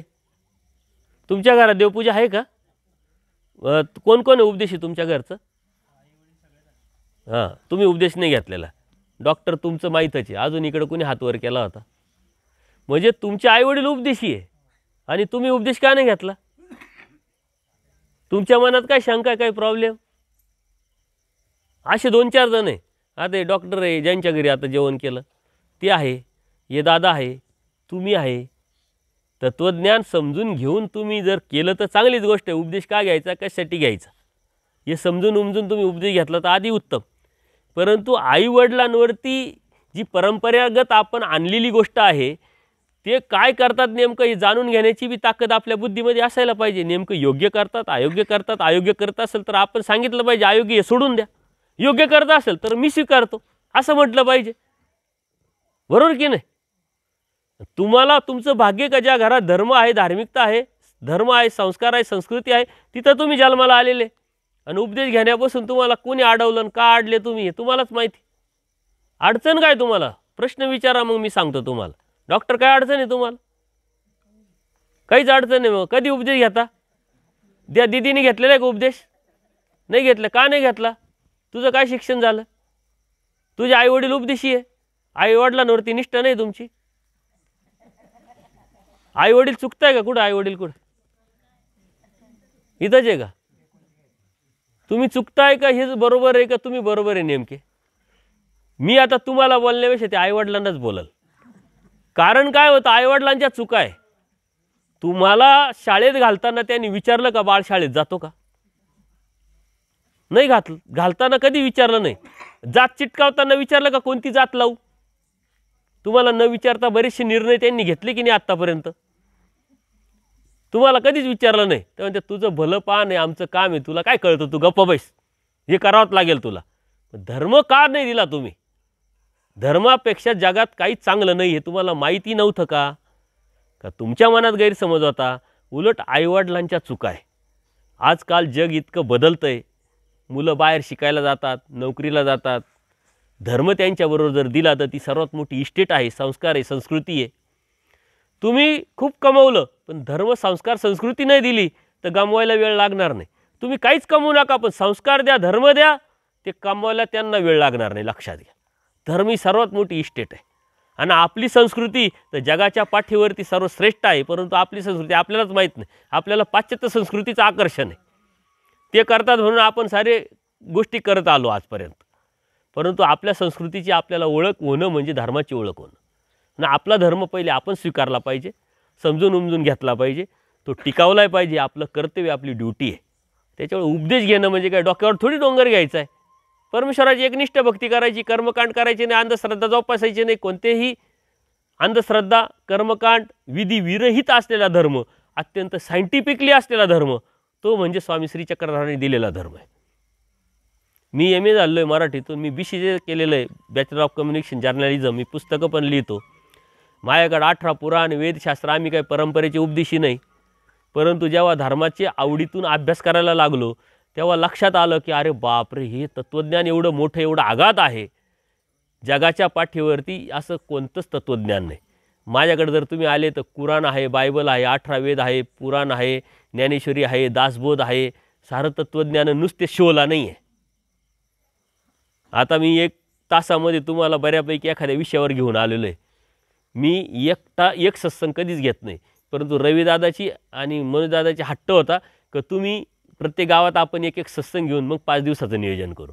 मी 5 दिवस 4 दिवस सत्संगाला लावत असतो, 3-3 सत्र घेत असतो, जेणेकरून तो विषय अत्यंत डीप पहिल्यापासून तुम्हाला बरोबर घेऊन विशिष्ट ठिकाणी घेऊन जातो. तेव्हा लक्षात येतं. यूट्यूबवरती गेल्यानंतर तुमच्या लक्षात येईल. आता संभाजीनगरला 10 दिवसाचा कार्यक्रम झाला, यांनीच आयोजन केलेलं होतं. देवता वर्गावरती ते सत्संग घेतले होते. मग देवता कोण, काय, किती, त्यांचं स्वरूप मर्यादा काय, ते काय करू शकतात, काय देऊ शकतात, त्यांचे नावं, त्यांच्या मुख्य प्रकार, त्यांची स्वरूप मर्यादा, त्यांच्याकडे असले पंचप्रकार, सारं डिटेल्स पूर्ण. त्याच्या अगोदर जीवावरती पदार्थ घेतला होता. मग जीव होता कुठं, आला कशासाठी, त्याच्यात दोष किती आहे, त्याच्यात गुण कोणते आहे, परमेश्वराने त्याला का निवड केली, त्यांनी कोणतं कर्म केलं तर त्याला कोणतं प्राप्ती होते, त्या प्राप्तीतून त्याला कसं दुःख भेटतं का, सुख भेटतं का, आनंद भेटतो, हे सारं टोटल परमेश्वराने तत्त्वज्ञान सांगितलेलं आहे. आणि त्याला लागतात 5-5, 10-10 दिवस, दररोजचे 2-2, 3-3 सत्र घेतले तर. आजकाल खूप सोपं झालं, यूट्यूबच्या माध्यमातून तुम्ही अभ्यास करू शकतात बसल्या बसल्या. परंतु तुमचा धर्म आहे, तुमच्या गावात मंदिर आहे आणि तरी तुम्हाला तो माहीत नसेल, तुमच्या घरात धर्म आहे तरी तुम्ही उपदेश घेतलेला नसेल, तर तुमच्यासारखे दुर्भाग्य तुम्हीच. का तर एवढे दिवस तर वाया गेले तुमचे. क्षण एक एक महत्त्वाचा असतो. त्याच्यामुळे उपदेश घेणं खूप अवघड गोष्ट नाही आहे. उपदेश घेणं म्हणजे ॲडमिशन घेणं. एकदा ॲडमिशन घेतलं का आयुष्यभर पडलंय तुम्ही अभ्यास करत बसा. आणि अभ्यासांती तुम्हाला कळालं का अरे मी चुकीचा निर्णय घेतलाय, कधी सोडा आणि योग्य निर्णय घेतलाय तर प्रगती करत जा, परमेश्वराला प्राप्त करा.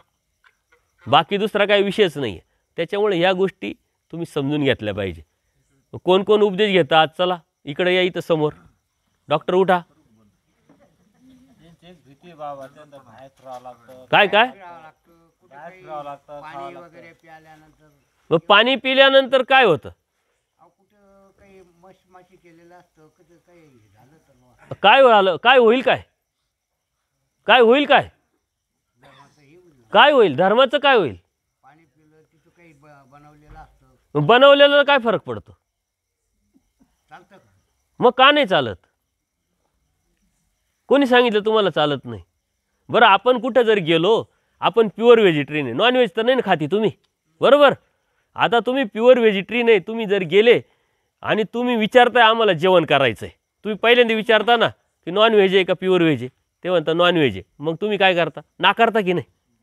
बरं आता नाविलाज आहे तुमचा, 25 किलोमीटर इकडं हॉटेल नाही, 25 किलोमीटर इकडं हॉटेल नाही, नॉनव्हेजच्या हॉटेलमध्ये जरी गेले तुम्ही जेवायला तर तुम्ही नॉनव्हेज खाता का प्युअर व्हेज खाता.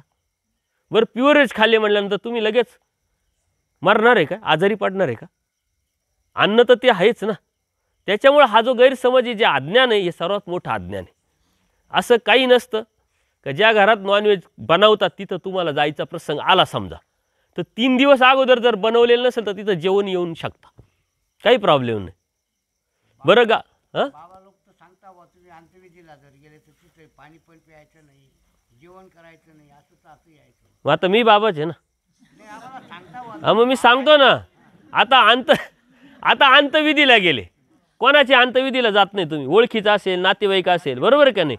बरं तिथं गेल्यानंतर जसं मी तुम्हाला सांगितलं नियम पाळायचे, नियम आहे ना ते तुमच्या फायद्याचे का नुकसानीचे? ट्रॅफिकचे नियम आपल्या फायद्याच्यासाठी असतात का नुकसानीचे असतात? आपण नियम पाळले तर आपला ॲक्सिडेंट होणार नाही, आपलं संरक्षण होईल. तुम्ही आता अंत्यविधीला गेले, आता अंत्यविधीला गेले म्हणजे तिथं पाणी पिण्याची का गरज पडती? मग अंत्यविधी केला निघून आले, पाणी प्यायचंच येतं, तुम्ही कुठेही जाऊन आजूबाजूला शेजारी पाणी पिऊ शकता. नाहीतर धर्म सांभाळायचं तर तुमच्या गाडीमध्ये बॉटल घेऊन जाऊ शकता, त्यात काय विशेष आहे? बरं तिथं 10 दिवस का खायचं नाही? तर त्या गेलेल्या मनुष्याच्या निमित्ताने ते अन्न बनवलेलं असतं, त्याच्यावर प्रभाव असतो, ते तामस अन्न असतं. जरी तुम्ही यादा कधी जेवले का लगेच मरणार आहे, आजारी पडणार आहे का धर्माचं नुकसान होणार आहे? असं काही होत नसतं. तुमच्यामध्ये मलिनत्व येतं, येण्याची शक्यता असते. जो धर्म तुम्हाला अनंत जन्मानंतर अनंत सृष्टीनंतर भेटला आहे तो जाण्याची शक्यता असते. आपलं मोठं नुकसान होऊ शकतं म्हणून टाळायचं असतं, ते तामस अन्न आहे म्हणून. आता हे जर समजलं तुम्हाला तर अवघड आहे का काही? दशक्रियाचं का खायचं नाही? तामस अन्न असतं. देवी देवतेच्या ठिकाणी भंडारा असतो, तिथं का खायचं नाही? प्रसाद का खायचा नाही? तर त्या देवतेचा प्रभाव असतो म्हणून ते खायचं नाही.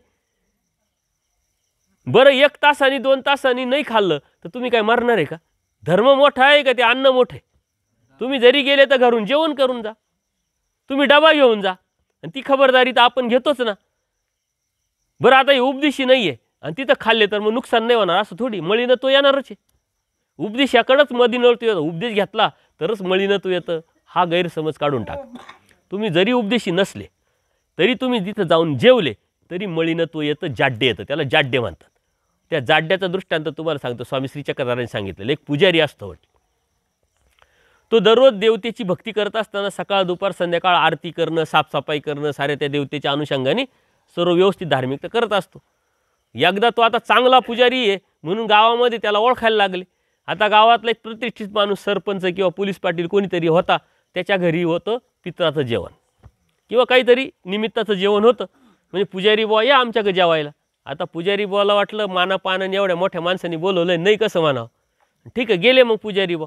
आता पुजारी बुवा आला पहिल्यांदा जेवायला, मग आमंत्रण दिल्यानंतर आपण जबरदस्ती करतो ना पाहुण्याला, घ्यावा त्याला काय होतं, घ्यावा काय. तर तो भरपूर जेवला, भरपूर पेटभर जेवल्यानंतर आता जास्त जेवल्यानंतर माणसामध्ये काय येतं, आळस निर्माण होतं, त्याला झोप येते.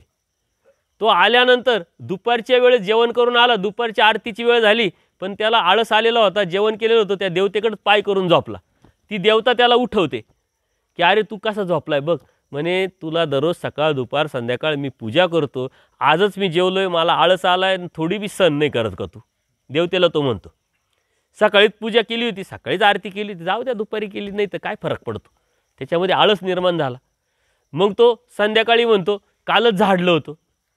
मग दुसऱ्या दिवशी दुसऱ्याने जेवायला बोलू, तिसऱ्याने जेवायला बोलू. तो दररोज जेवायला जायचा आणि इकडं आळस आल्यामुळं देवतेची भक्ती कमी कमी करत लागलं, कमी कमी करत लागला. त्याच्यामुळं सारी घाण व्हायला लागली, सारी घाण झाली.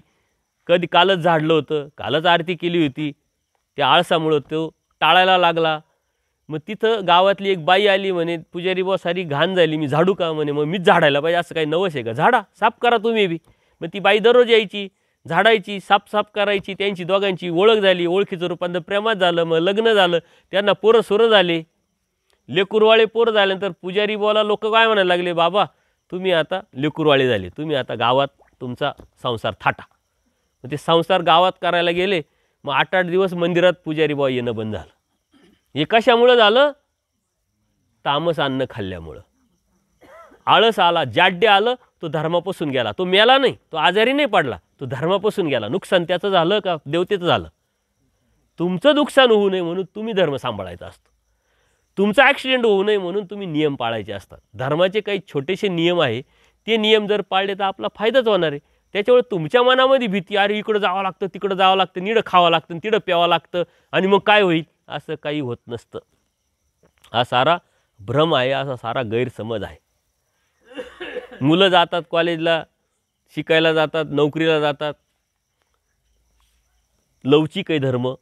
जसं असेल तशा परिस्थितीमध्ये आपला धर्म कसा सांभाळता येईल तसं सांभाळून आपलं जीवन, धार्मिकता पुढे न्यायची असते. असं काही नसतं. अजून काय गैरसमज मनामध्ये विचारा. लवचिक आहे धर्म, संग्रह पाळायचा आहे, समाजामध्ये राहायचं, समाजाचे संकेत पाळावं लागते. दाव्याला जाणंच आहे, लग्नाला जाणंच आहे, मौतीला जाणंच आहे, ते काही सोडून द्यायचं काय सारं? आम्ही काय जात नाही काय? आम्ही बोलावतात आम्ही जातो. हे आता तुम्ही तुमच्याकडं आम्ही सत्संगाला आलो, तुम्ही आमचे काही सोयरेधारे काही देणार आहे का? आमचा बिझनेस आहे. धर्माच्याच नात्याने आलो ना, परमेश्वराच्या भक्तीच्याच नात्याने आलो ना. इथं आल्यानंतर मग जेवणं आलं, पाणी पिणं आलं, त्याच्यात काय एवढं विशेष? असं काही नसतं. हा सारा गैरसमज आहे, भ्रम आहे, अज्ञान आहे. जेव्हा तुम्ही धर्मतत्वज्ञानात जाल तेव्हा तुमच्या लक्षात येईल. त्याच्यामुळे आजकाल तर पाण्याच्या बॉटल पॅकिंग भेटतात, त्याच्यामुळे ते बी टेन्शन नाही आहे.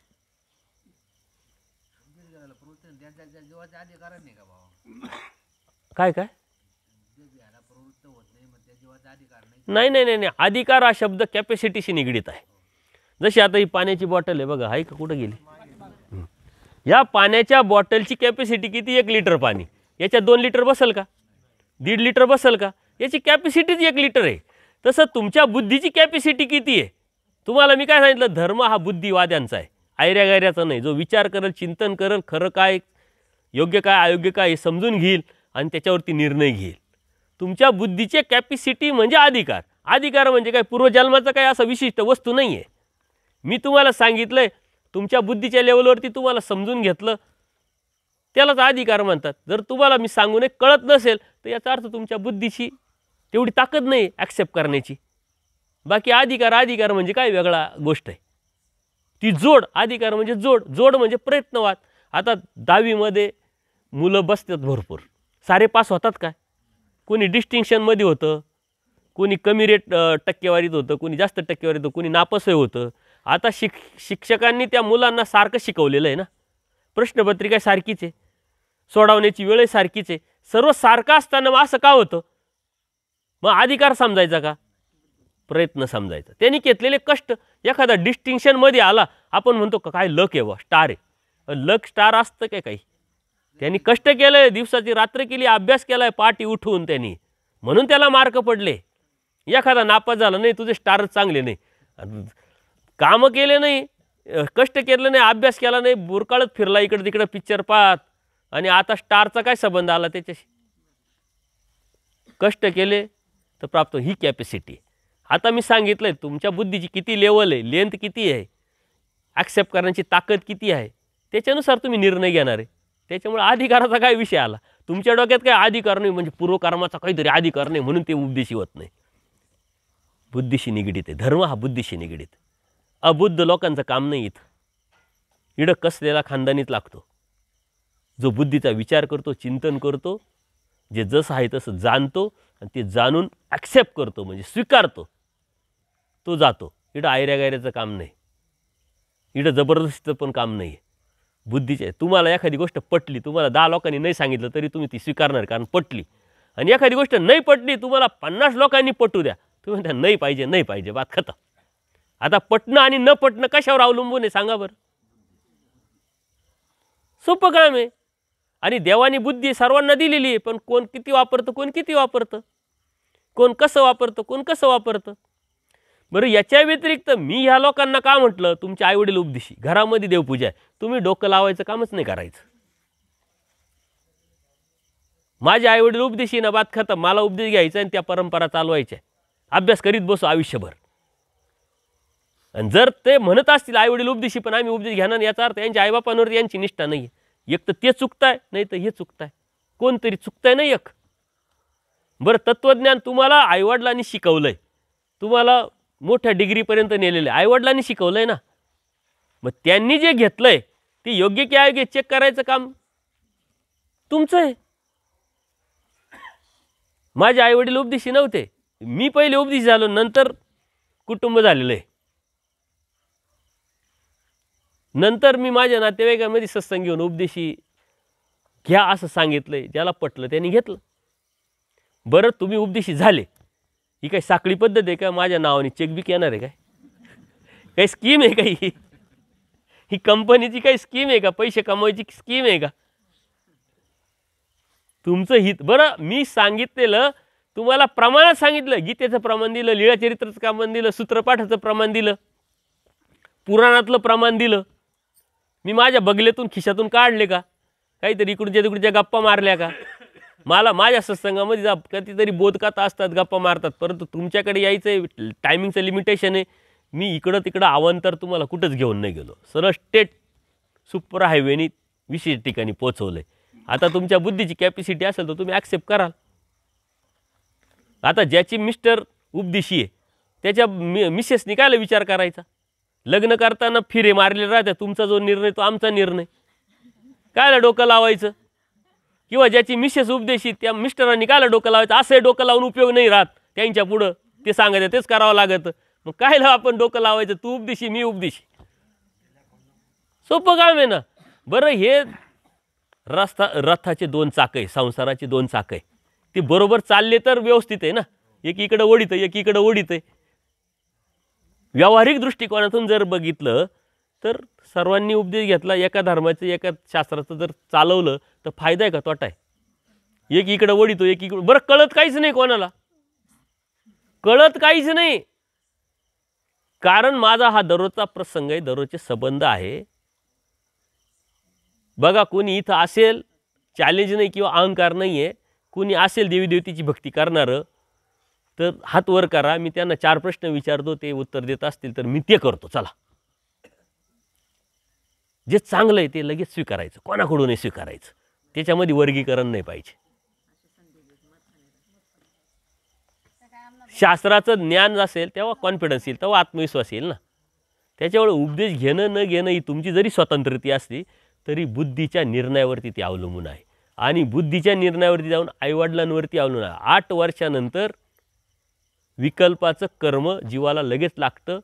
जर 6 वर्षानंतर मुलांना आपण शाळेत घालतो, आता तर 2.5 वर्षातच घालतात. 6 वर्षाला आपल्या लहानपणी 6 वर्षात पहिलीला घातलं, 6 वर्षापर्यंत आपण इकडं तिकडंच फिरत होतो गल्ली गवळत, तरी आपण इथपर्यंत पोचलो आणि व्यवस्थित पोचलो. यांना 2.5 वर्षात घातले तरी नीट यांना काही येत नाही. इंग्लिश मिडियमला घातलं तर मराठीचा प्रॉब्लेम, मराठीत घातलं तर इंग्लिशचा प्रॉब्लेम, सारी बळबळच. हे तुम्हाला तुमच्या घरातले अनुभव आहे.